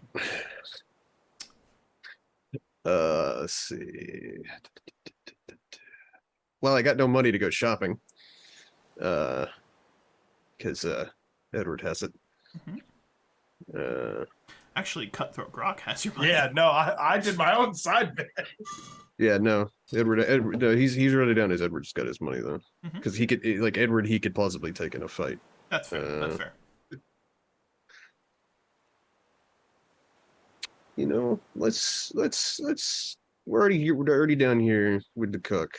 Let's do some additional shooting the shit with the cook.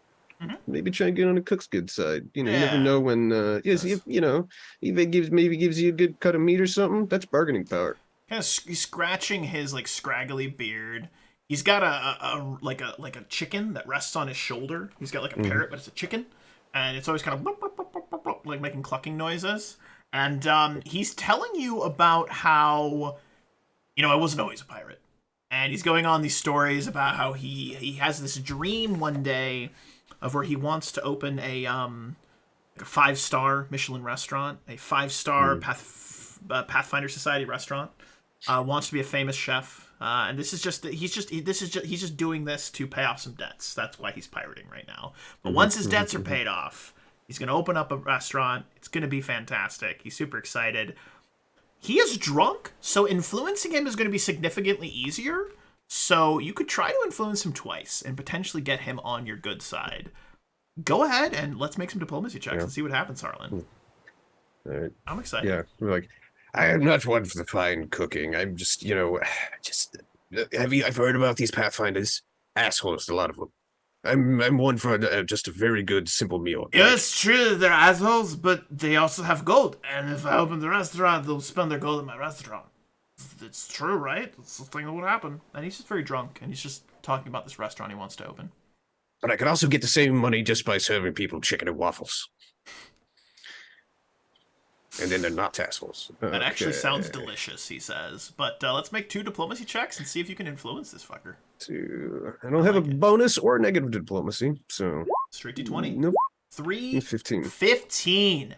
Ambrose moves out of the officers, and he moves to indifferent, which is actually a great place for him to be. He says, "Your horns are weird, but you're okay." And then he passes out. And that's that. Hakir, what would you like to do with your day? Unmute yourself first. I wasn't expecting someone else to take cook. Yikes. I mean, you're free to just come. I was betting on getting like fishing or turtle hunting, honestly. I'll go back in the... Well, let me look at the swabs. There was no food cooked today, so maybe you should. Yeah, I'll do the cook. Maybe you should. Yeah. He's passed out now. Someone's got to cook some shit. Roll us a d6. Let's see what task you get. Tonight, everyone's just like, is this a bowl of You water? get Special occasion. So there's a special occasion. Apparently, it is Captain Harrigan's birthday today, and he is celebrating his birthday today. Doesn't he have the shits? By shitting. Captain Harrigan does not. Only No, it was the all other guys two do. guys. Yeah. Okay. So you can get some cooking done. So Hakir is going to join you guys, and you see Harlan and Ambrose getting drunk in the corner, and Cutthroat mentions to you as you walk in. She says, "Glad you're here. It's the captain's birthday, and he's expecting something nice this evening." So I need a DC 15. Yeah, Is that what that says? that is correct. And I don't have profession cook. I have intelligence. Oh boy, don't All fuck right. it up. Hey, and so the cook's passed out now, right? Oh, that's so bad. All right, let's see what happens. All right. You know, the cook is passed out. We just blame it on him. Mm-hmm. So, I have good news and bad news. Good news and bad news. You can choose to take the blame yourself and be punished for it, or we can place the blame on Ambrose, but it will likely lower his attitude towards you.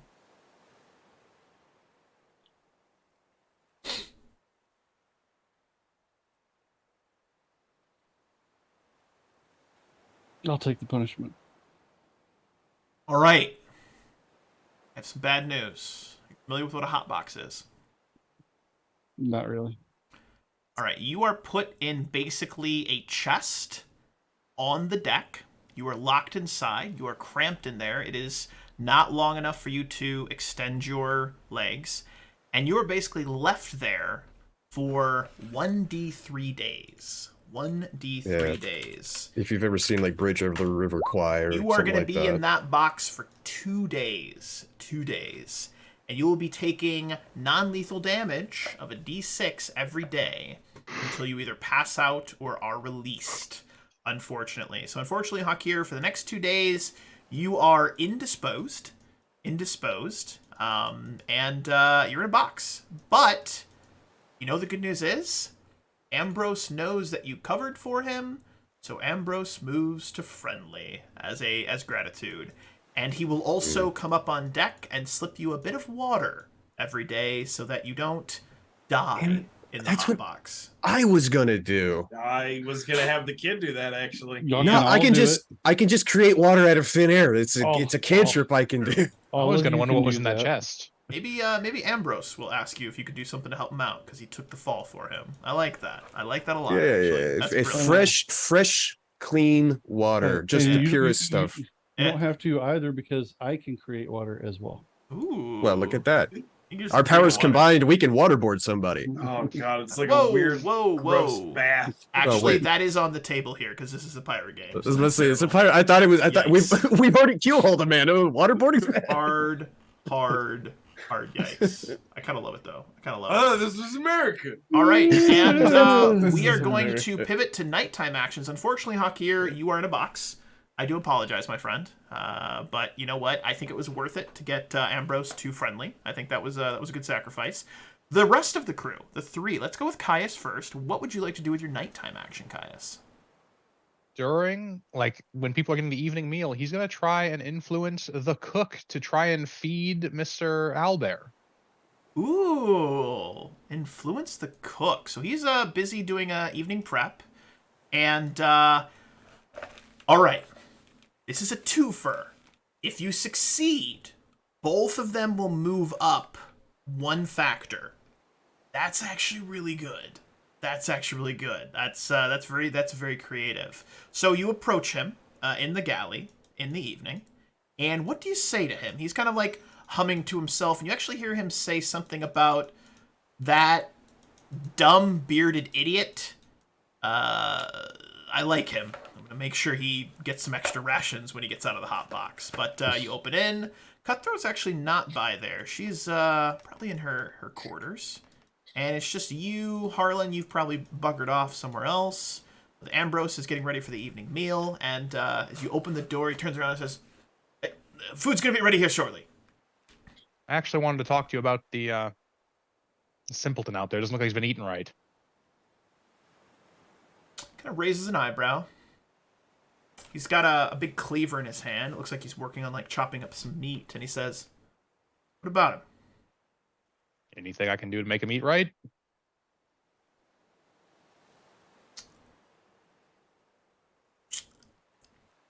Want my rum ration?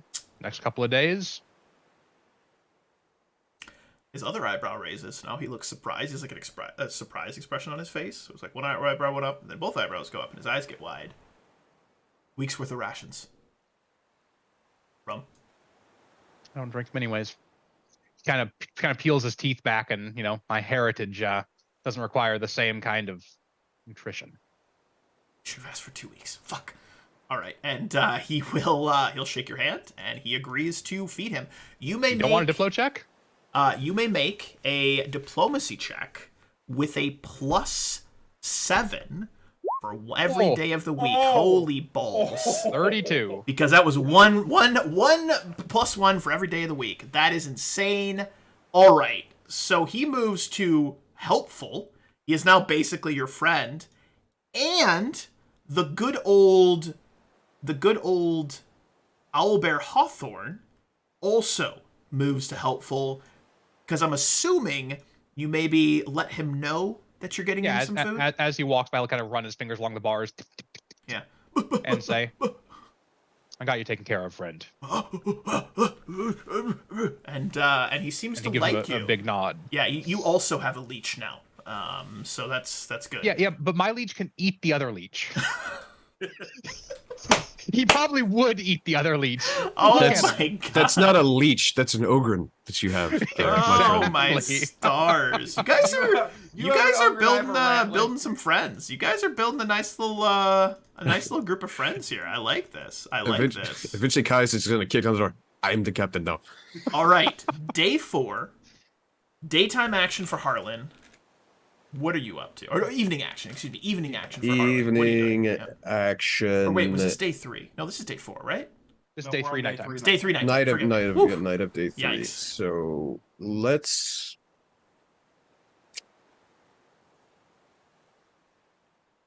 It's probably just gonna try to sleep. You want to sleep tonight? Yeah. Okay. I mean, Oh, he's do you had get a hard fatigue? day. He's had a hard day of drinking. Yeah. He's just He really has. Oh He really yeah, he's has. just You're- follow. Just You're back probably to back, fatigued just- right now, so actually just That night going into relaxing. the next day, hair of Yeah. the dog. just- not a bad idea just to kick back. He just and wakes up in the relax a morning, little bit. slaps himself with a cure light wounds. Oh, all right. We're good to go. I like that a lot. That's beautiful. All right, Edward. Last and certainly not least, what would you like to do with your evening? Edward's. Ooh, actually, I'd like to do a little arm wrestling. Ooh, who would you like to arm wrestle? Gonna wrestle? I don't want to. Who? Scrimshaw. Let's do Crimson. Let's, Yeah, you're gonna ask him to arm wrestle, yeah. and he kind of gives a little like a little look, and he's like, reaches into his pocket. 3 gold pieces on the table. 3, I can beat you in 3 seconds. Guess we'll find out then, eh? All right, we're gonna make opposed strength checks. We are gonna make opposed strength checks. So you both sit down, a big crowd gathers around, and they're like, yeah. Everyone's taking bets. There's you've got the Sandra Quinn, the looks like she's a cleric of Besmara. She's like taking money and taking bets, and it's pretty much 50-50. No one really knows who to expect to win here. How strong does Edward look, Zab? He's like a real tough guy, or how does he look? I'm curious. Edward he's not overly built, but he grew up working riggings on the docks of Port Peril Oh yeah. as a young boy. Like he's Yep. in the best shape of his life. He's got that endurance. Yeah. So you're gonna get a +2 on this because a certain Scrimshaw is going to Scrimshaw away one of the legs of the stool that your opponent is on. He like kind of carves into it, so it's a little off kilter. So as he goes to like arm wrestle you, his chair is gonna give way a little bit. So Okay. yeah, he's you're still gonna get a +2 on this. So we're gonna roll just a straight strength check. Let's see what happens. Oh! So he grabs your arm. Actually, I would say it is, it's going to be Griffer. She places her hand on both your fists. She says, as soon as I release, go. 1, 2, go! And as soon as she releases, bam! You slam his fist down into the table. There is a crunching sound. Roll me a D3 plus strength. Oh shit. Okay, so D3. That's what R slash Plus your strength modifier. Um. I'm gonna see if you break his hand. Oh, you said D3. Yep, D3 plus your strength modifier. Caius kind of leans over to Rosie and says, "No wonder the other guy that- kicked his ass." Didn't. Okay. She loves it. She's like, How don't pick how a do I fight you do can't it? win.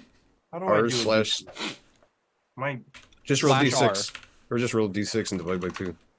okay? D6. 3 damage. What's your strength modifier? 3. You hear a couple bones in his hand break, and he screams in pain. Like, God damn it! Oh, you fucking broke my hand! Shit. And everyone gets real quiet. Everyone gets real quiet in this moment. And everyone looks at Edward like, you just fucked up. Crimson. Did anyone see an intentional act of harm there? Because I did not. I'm going to give you a chance here, Edward. Everyone else can assist to influence Crimson in this moment. I didn't see anything. He looks outwardly angry, but you can attempt to maybe talk him down, or it's up to you. But he's not looking too pleased with you right now. Yeah, there's definitely. He's gonna look at Jack and he's gonna go, get me some scrap flat pieces of wood, quick now. Jack runs. We need to set his hand. Mate, While Jack's doing that, Harlan has been disturbed by this rigmarole. If I fix your fucking hands, will you all shut up? He looks at Harlan. Everyone looks at Harlan, looks at Crimson. Crimson grimacing through the pain, holding his like slightly limp-looking hand, like the fingers are bent in ways they shouldn't be. Just nods his head. I will cast Cure Light Wounds upon this man's hand. Ooh, let's see what happens. there's. Okay. Scrimshaw comes back with some wood. I got him. Might as well use him. Yeah, so it's what's the rolling? Freaking D8 plus 1. D8 plus 1. D8 plus 1. That's she. What we get? Ooh! 6-4. We watch as this kind of green glow of magic wraps around, and you can hear the bones snapping back into place. And he kind of flexes his fist a little bit, looks at you and gives you a very curt nod. Then he turns with a kind of unbridled rage towards Edward, who's just reappeared. Scrimshaw's next to him with a couple bandages, these pieces of wood. And he looks at you. And it looks like he's about to throw a punch. But he reaches down, takes out 3 gold pieces, and offers them to you. Bet's a bet.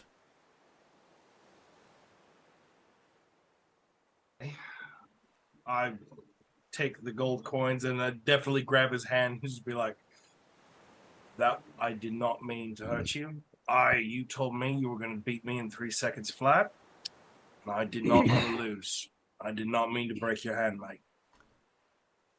Give me a diplomacy check with a +2 from Scrimshaw.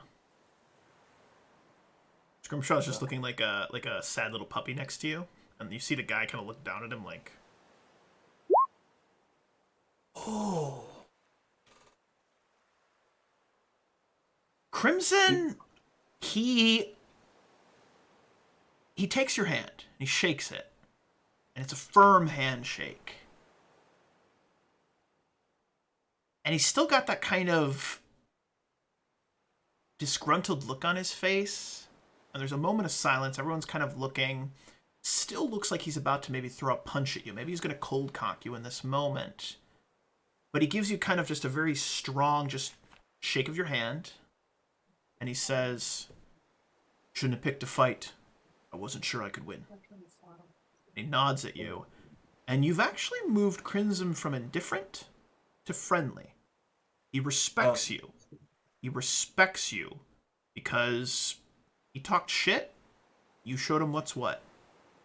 Sometimes on a pirate ship, people respect strength.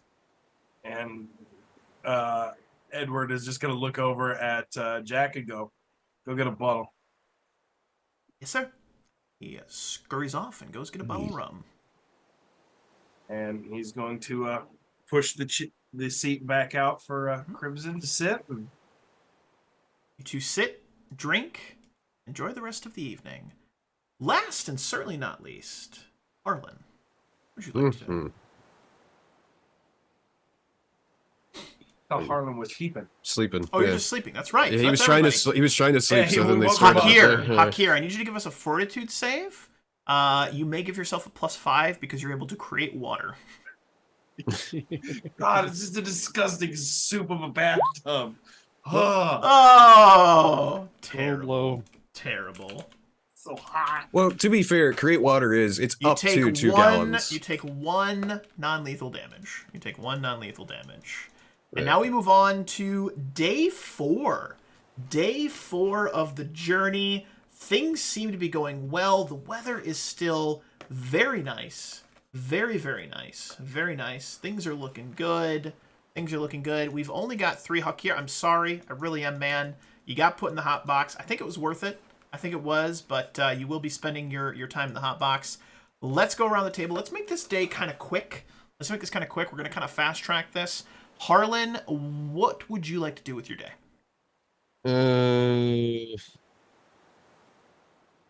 Let's go back to the cook. That was a good day. Okay. You head back to the cooking. Go roll me a d6. D6, a 2. 2. You end up cooking. You're going to be cooking. And today he is actually sober, so no check is required, giving you a free action during the day to do something else. If you'd like to try to influence anybody else on the crew, maybe somebody that comes through for their rations, their daily meal, what would you like to do? Let's see. So let's just see. It's a new day. Oh, you know what? I'm gonna influence the cook again. He is currently helpful. Yeah, and I'm gonna give him some good berries and tell him to do with these as he sees fit. Okay. Because they last like, what is it, a day, a level? It's got some good berries. Some good berries. Do you have any suggestions on who you should give those to? It was a Captain's birthday. He had a bad birthday. Maybe making a sauce. Make a little sauce. Maybe I'm thinking like a plum sauce or something. Make the captain a little less pissed off. I like that. Yeah. I like that. Okay. We're gonna make note of that. I like that. That's good. Just make sure the captain knows it was my idea and we worked together. I like that. Captain's gonna be like, I don't hate that guy as much as the other ones. I still hate him, but not as much. I like that. Let's move over to Caius. What are you gonna do with day 4? Swab. Schwabbing. Roll a d6. 5. You end up running today, so we're going to need you to make a acrobatics or constitution check. Acrobatics, I suppose. Damn. Pretty Very good. good. Very good. Who would you like to influence during the day? I'm assuming you're going to influence. You didn't tell me you were working diligently. No, Who would you like to definitely influence? influencing. You can pick anyone because you are running over the ship. Who would you like to attempt to influence? He's gonna check in on Crimson. He's gonna check in on Crimson. He's gonna check in on Crimson. He's gonna check in on Crimson. He's gonna check in on Crimson. He's gonna check in on Crimson. He's gonna check in on Crimson. He's gonna check in on Crimson. and he's gonna Ooh. more or less be like, "You all right? I saw Harlan try and fix you up the other day. Did that go all right?" He mentions to you, he's again not much of a talker. He's really not much of a talker. But he simply states that the horned one fixed my hand. The other one got me drunk. I'm feeling fine. Life is Claps him on good. the shoulder and says, "You're a man of your word. I like that.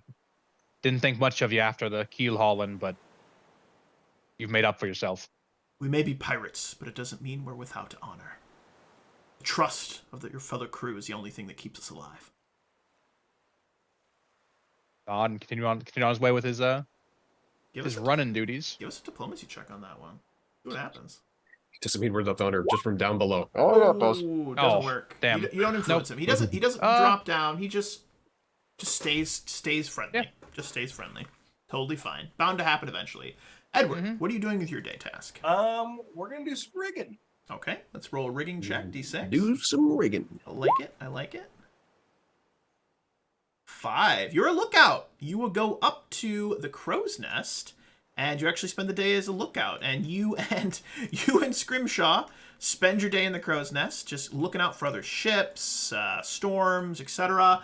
I will have you roll. I believe it's a perception check for that one. Perception check.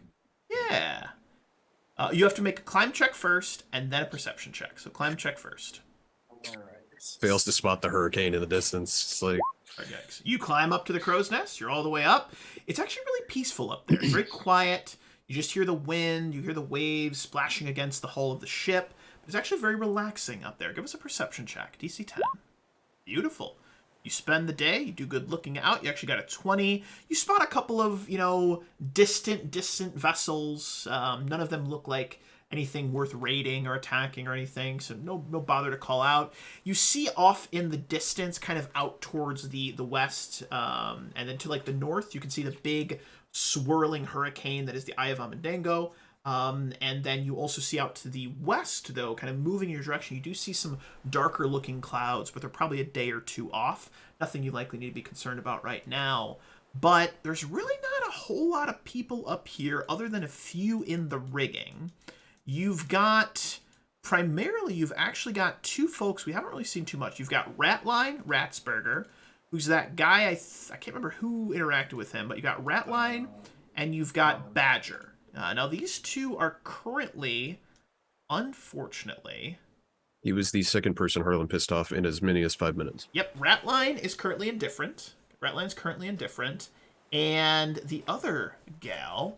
she is currently unfriendly. This is Badger. She's an older-looking woman. She's up in the rigging, but they're two working together, and they're just working in silence. They're just a little bit below you up in the rigging. You want to influence one of them? Yeah, I think Edward would definitely just kind of be just showing Jack stuff and sees them down there and like a kid. It's like, I spy with my little eye something hurricane. Is it the unmoving hurricane? Yes. Okay. I spy with my little eye something swirling. Is it the hurricane again? Yes, it's the hurricane again. If you say blue, I'm throwing you out of this crow's nest. Yeah. That's funny. But he definitely, because he would have hauled water up there if he's going to be up there all day with no cover, so he would definitely offer any of the riggers that work around or come by. Well, you've got Ratline and you've got Badger. Who would you attempt to influence? We'll do Badger. It's an offer for both of them, but Badger is definitely who he would try to. Yeah, she's very quiet, kind of a reserved lady, a little older, looks to be maybe in her 30s, because apparently that's old, according to Blau, and basically dead. But she's got some gray in her hair. She's got a face tattoo that kind of looks like it's covering up a scar. She's got one white eye, like she got cut at some point, so she's only got one good eye. But what do you say to her? What do you say to her? You simply offer her some water? What kind of conversation do you have? Yeah, definitely comment on her not work and say that looks some of the best knot work he's seen. in a while, and offer her a sip of water. She kind of looks over at it, and she's working on, unfurling some sails in the moment, and she kind of looks at it and grabs onto a line and reaches out to grab the water and gives you a curt nod, knocks back the water jug, or the water pouch, as it were. Yep. Nods at it and offers it back to you. Thank you. Yeah, not a problem. And would definitely kind of make sure everyone's doing okay in the riggings, and is kind of goes back to Give me a diplomacy check on her. Let's see if that kind act changes her attitude towards you at all. Really and friendly, so you're going to have to roll really well. I am not Harlan. I am Edward. You? 17 plus 19. 2, 19. Guess who is indifferent now? Badger. Fantastic. You guys are doing great. These rolls are absolutely insane. I'm absolutely loving it. Absolutely loving it. All right, let's move over to... Who has not gone yet? Everyone went, right? Yep. Perfect. This is the second or the last day for here. This is the last day. Because he this had one too. day 3, he had it, and then that counts as one day, day 4. So he's actually released in the evening. He is released in the evening. I would. I think Edward would definitely volunteer to help him get down below. Mm-hmm. After that, He actually seems fine, Hokir. You feel great. It was like a nice little vacation. You got a little rest. You're a little sore, a little cramped in there. Yeah, a little cramped, but But as you guys are I'll just go carry me. as you guys are all settling in, for the evening, you're getting ready to kind of rest tonight. And unfortunately, you're not going to get any nighttime actions because Scrimshaw, who disappeared for a little while, comes running to find Edward, and it seems completely panicked in this moment. He says, down below, down below, there's big rats, big rats. grabs a hold of it, and just kind of the front of his shirt, and just breathe. Big rats down below in the bilges. Rats down below. In the bilges. Big All right, rats. hey, it's gonna be okay. Breathe. He's Sit breathing down. heavy. Yeah. Yeah, sit down. Pushes just like a cup of water in front of him, and then kind of turns to the rest of the boys and is just like, well, big rats down below. Big rats down below. Who do you expect they're going to send to deal with that? Lowest people in the totem pole, which I believe would be us. Be us. So, how do we handle this? Is the better question. Preferably not with my bare hands. We'll use my bare hand. Turns into a pin. Not yet. Soon though. And he kind of gets everyone into a huddle, and he kind of is just telling Scrimshaw, just drink, catch your breath. It's all good, so he can kind of talk with these guys off to the side, and it's just so. The question is, how do we use this to our advantage? Preferably we get issued some weapons. Is there anything that we can do with this that could benefit us? Sandra, Here, I suppose. saddles in to overhear this conversation and says, "Get yourself some daggers." You think we should go volunteer then? She nods her head. I didn't have any plans tonight. Well, let's go report. And Master Scourge and Mr. Plug have been out of commission for 2 days with the sea poops, as it were. We're going to call it the sea poops. Sea poops. But they're feeling better. They're feeling better at this point. They're feeling a little bit better. And who is going to be the one to knock on their cabin door? I have to volunteer if no one else wants to do it. I mean, You already got you got slashed once. Before we go, I would definitely tell on the way up, just go with Ambrose. Just go help him what you can. Don't be underfoot right now. to Jack, because I assume he would try to follow Yeah. into this, so he would definitely just go help Ambrose. Okay. Ambrose. I'll come get you when this is done. Mhm. And you know what? Hell with it. Edward will be the first one to knock. Ooh, Edward's gonna be Nicky knocking. I like it. Makes me a little nervous. If I'm being honest. But I like it. I like where your mind's at. So Edward, you move over and you knock on the door. There's no response at first. You knock again. Who is in this room specifically? Well, there's the bear guy, the owl bear guy behind you, Mr. Owlbear Hawthorne. There's Mhm. Caius next to you, and did anyone else come? I meant in behind the door of the room. Who is specifically This in there? is Master Scourge and Mr. Plug's room. And what are their titles? On Those are the ship? two guys, like first and second mate. Okay, they're he Words would of dysentery, I believe. who is first? Like he would, whoever's the first mate. So it'd be like first mate Scourge. Master He'd be- Scourge, yep. Yeah, Master Scourge. We have a problem down in the bilge. You hear a clug of someone's feet hitting the deck. You hear the creak of the deck as someone stands up, and you hear the lifting of a latch on the door. A groggy and very annoyed looking Master Scourge opens with his whip in his hand. What the fuck do you mean a problem in the bilge? We've got big rats. What does that That's mean? the size of dogs. Rats the size of dogs, and if those get in and start chewing their way through, we could have problems. It would be dire. Ooh, Harkin's there too. That Arlen. down, that far down, that could hurt the structure of the ship.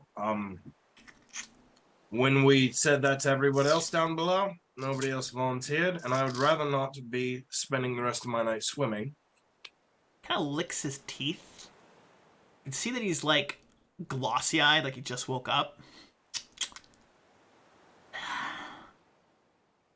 Deal with it. Is there anything Unarmed. we can? What disease Well, could spread? You have Disease- arms. Use them. And he slams the door. Go talk to the quartermaster. Could also talk to the cook. Kitchen So he's knives aren't daggers. cleaver, something of the sort. Better than nothing, but quartermaster first. Quartermaster than the cook. All right, I mean, we're they taking did- care of it. We did have anybody that's been sent to catch rats were given effectively spears to go hunt them. I mean, we could Pokers. just They take them back after you're done, though. I know. I'm just There you saying go. that, but so it's like, I mean, spears are pretty good against Yeah. giant ass rats too. But if you want to go So- wake the quartermaster, and she is currently indifferent, so if you give her a good enough reason, like there's big rats, we need to go kill them, we're volunteering to do it now, she will provide each of you with a dagger or short spear of your choice. Yeah. Sounds like the let's- best deal we're gonna get.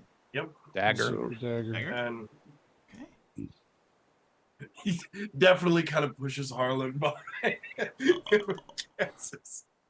Oh, friggin' boy, my friends. So, the bilges is actually accessible through this latch right in the center.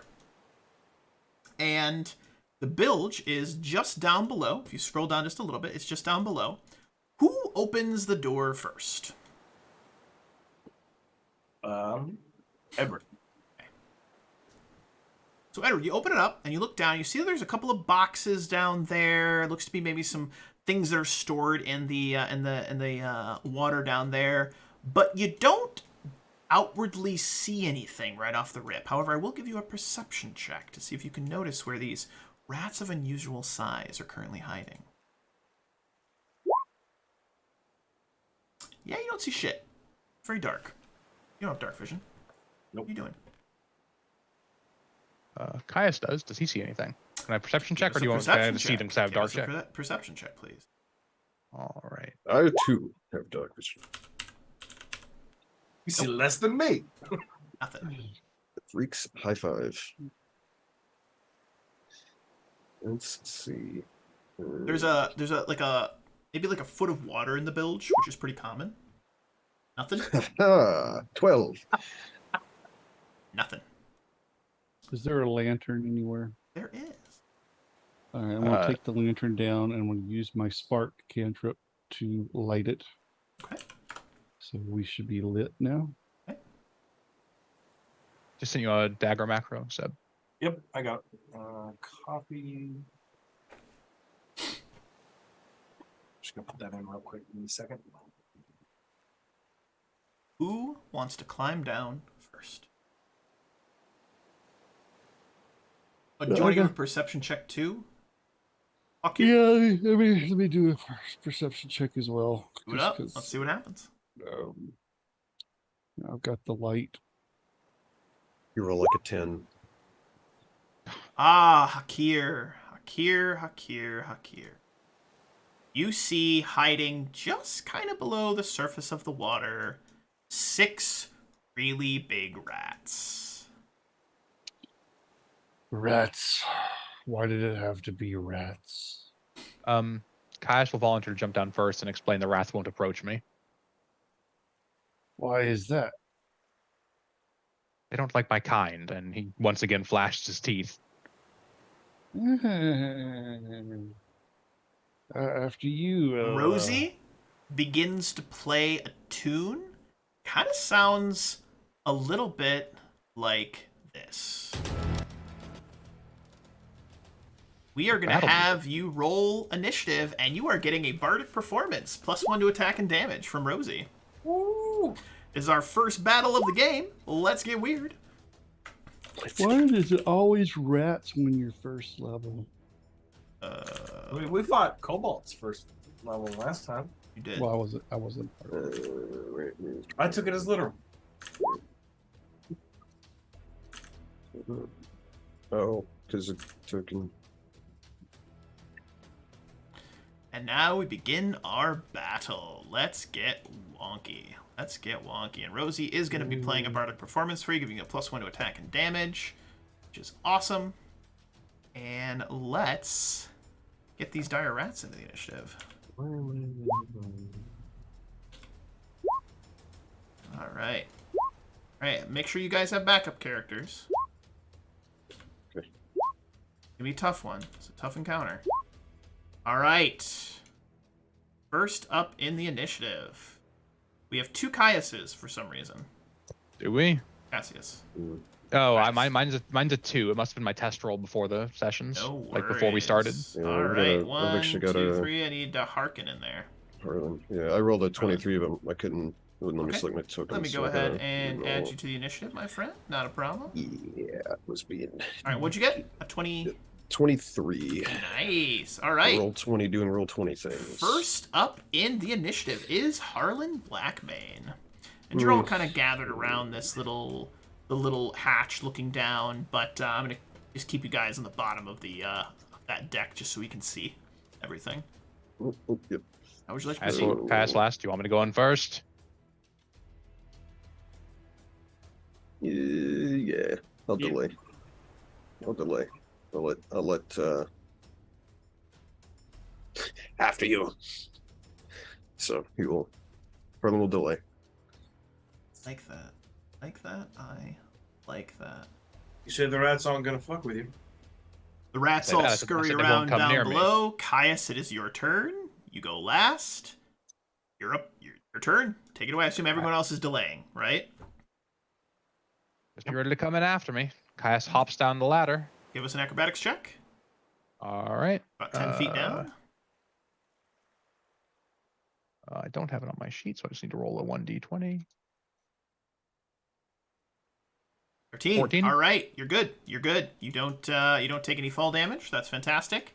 And you land right next to a rat that seems real uncomfortable being next to you. Squeak, squeak, squeak, squeak, squeak, squeak, squeak. It's like trying to back away, but it has nowhere to go. Caius is going. Is this toward my bottom right legal? Yes.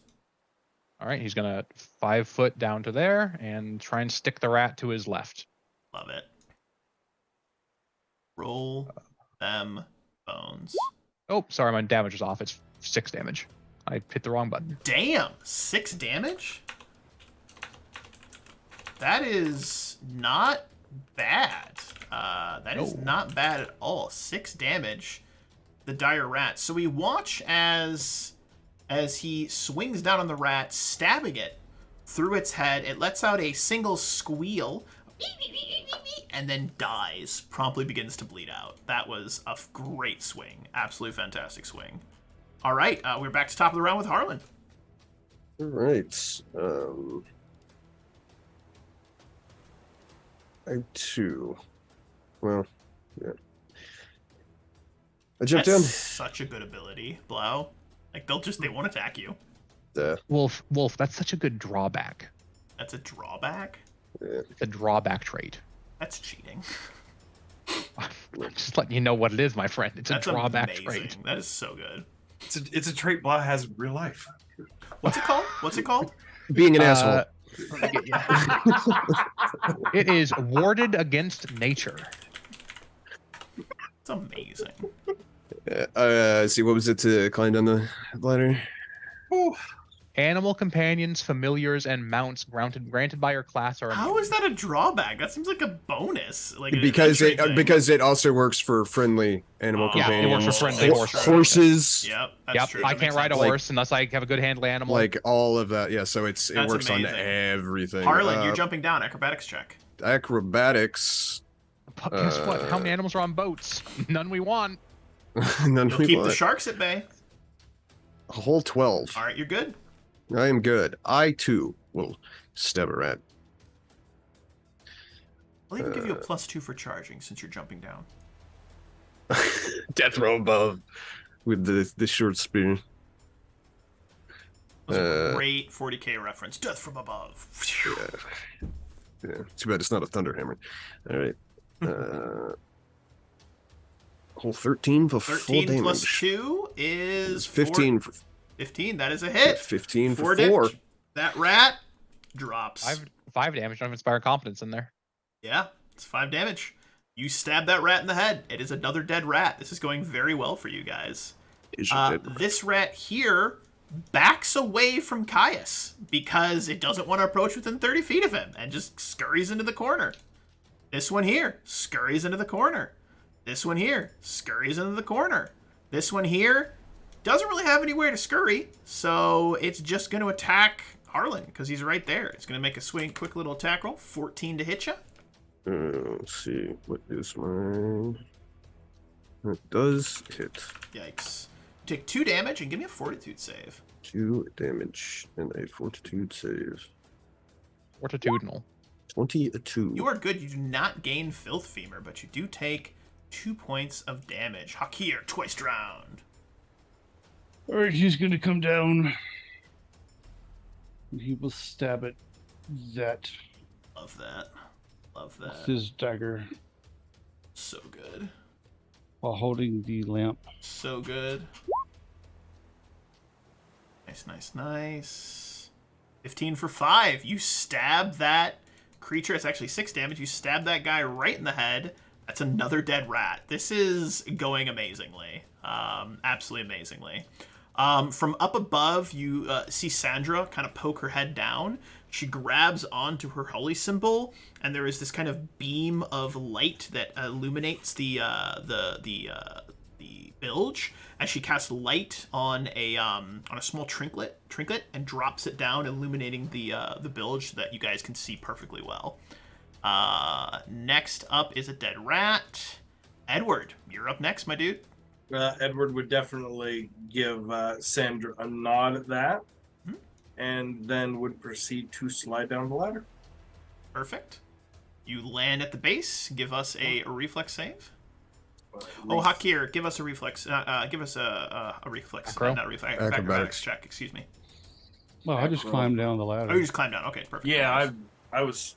You're just gonna climb down. Perfect. All right, so that's a move action. You've used 10 feet of your move action so far. You've still got another 20 feet. I'm gonna come over here and poke a rat. Screech, screech, screech. Poke. Ooh. Hang on. So I believe that is.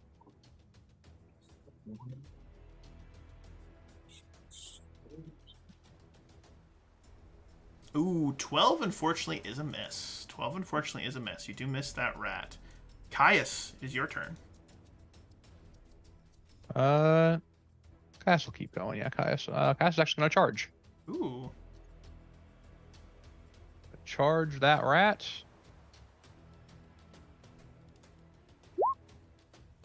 $21 for 8. Oh my god. You charge forward, just shanking it in the side of its neck. You almost cut its head completely off, and that is another dead rat. Arlen Blackmane. Well, I didn't fuck. That was 7, but yeah. I can't type today, apparently. Alright. That's fine. Harley Blackmane is going to it's gonna cross over here, and this it's crazy idea. He's gonna stab a rat. I know it's revolutionary, Wait. some might say. What? Yeah, You I know. kidding me? Just relax, just keep it together. Crazy. I don't like it. I don't believe it's possible. He's got a pointy stick. Nope. Which was the apex of weaponry until the gun was invented, and then he's going to stab the rat. I love it.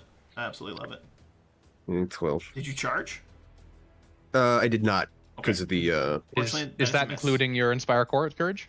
that is not including my inspired courage, so And a 13 is a miss. Swing and a miss. Rat here is going to take a bite at Edward because he's right there. Oh! Oh, I think that confirms. Oh my god. Might confirm. Critically hit by a rat. You take 3 damage. Give me a fortitude save. Hang on. Edward.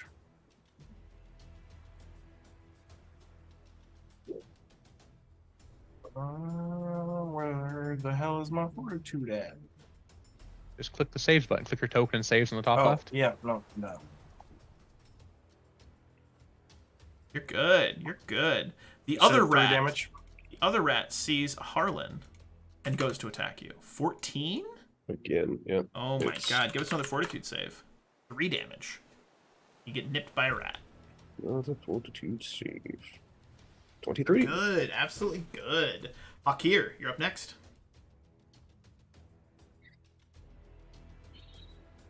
Well, I'm going to do something that's kind of strange. You see Wakir grab his skull and shackles or Bismarck.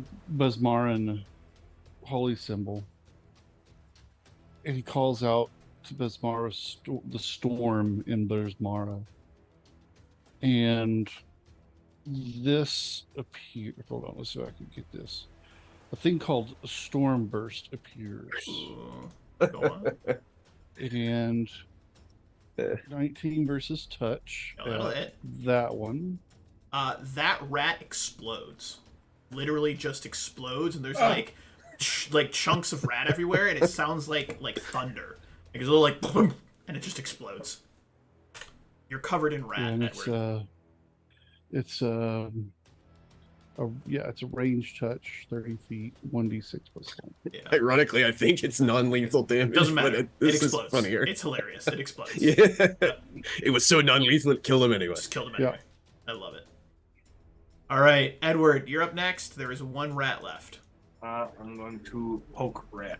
You've murdered my family. I will avenge them. Murder my little family. How did you even get here? It doesn't have a chance to respond as Edward stabs it through the face hole. And that is the end of the rats in the bilges. And my Nice. friends, that is We pretty need much to- your evening. You are We all need to get the bodies out of here now, though. Yep, you can get the bodies out. You are all celebrated as being rat killers. In fact, you now all have nicknames. The Rat Slayers is the name of your band. They call you the Rat Slayers. And You mean the Rat Patrol? No, Rat Slayers. Rat The four, Slayers. the four They call you Musketeers. Rat Slayers is what they call Rat you. Pack? And- Oh, rat pack. Pack. Yeah, there we go. Yep. But with that, we begin to kind of wrap up the evening of day 4. And as we move into day 5, the weather starts to turn a little bit cloudy. It actually starts to rain a little bit. It's not quite storming, but it's starting to rain. And that, my friends, is where we're actually going to end today's session. That's where we're going to end today's session. I have some good news. Very good news for all of you. You survived another session of Skull and Shackles. But with that being said, as I always say at the end of every session, any final thoughts, questions, comments, or concerns? We wrap up today's episode, my friends. I don't want to be a did they- pirate. Which Well, is the honor. ever-present question: are we level 2 yet? Absolutely not. Okay. Absolutely not. You're going to be suffering at level 1 for a long time, and I'm very As soon as he excited. said good news, I was like, well, it's not going to be a level. I can sure. Yeah. Oh God, no. No. We got all Well, the my money in friends, pocket. for honor, for glory, for the crown, or maybe not for the crown, for the pirate lords, something like that. for But ourselves. as I always say at the end of every session, thank you so much to the players for playing. Obviously, without you guys, we're not able to have this fun. Thank you to the viewers for viewing. It's always fun to have people watch, comment, and hang out with us. Be well, be safe, and happy gaming, my friends. I appreciate you all, and we will catch you next time for Session 3 of Skull and Shackles, moving into the remaining couple of days before some crazy stuff happens. But until then, we will see you next time. Same game time, same game place next week.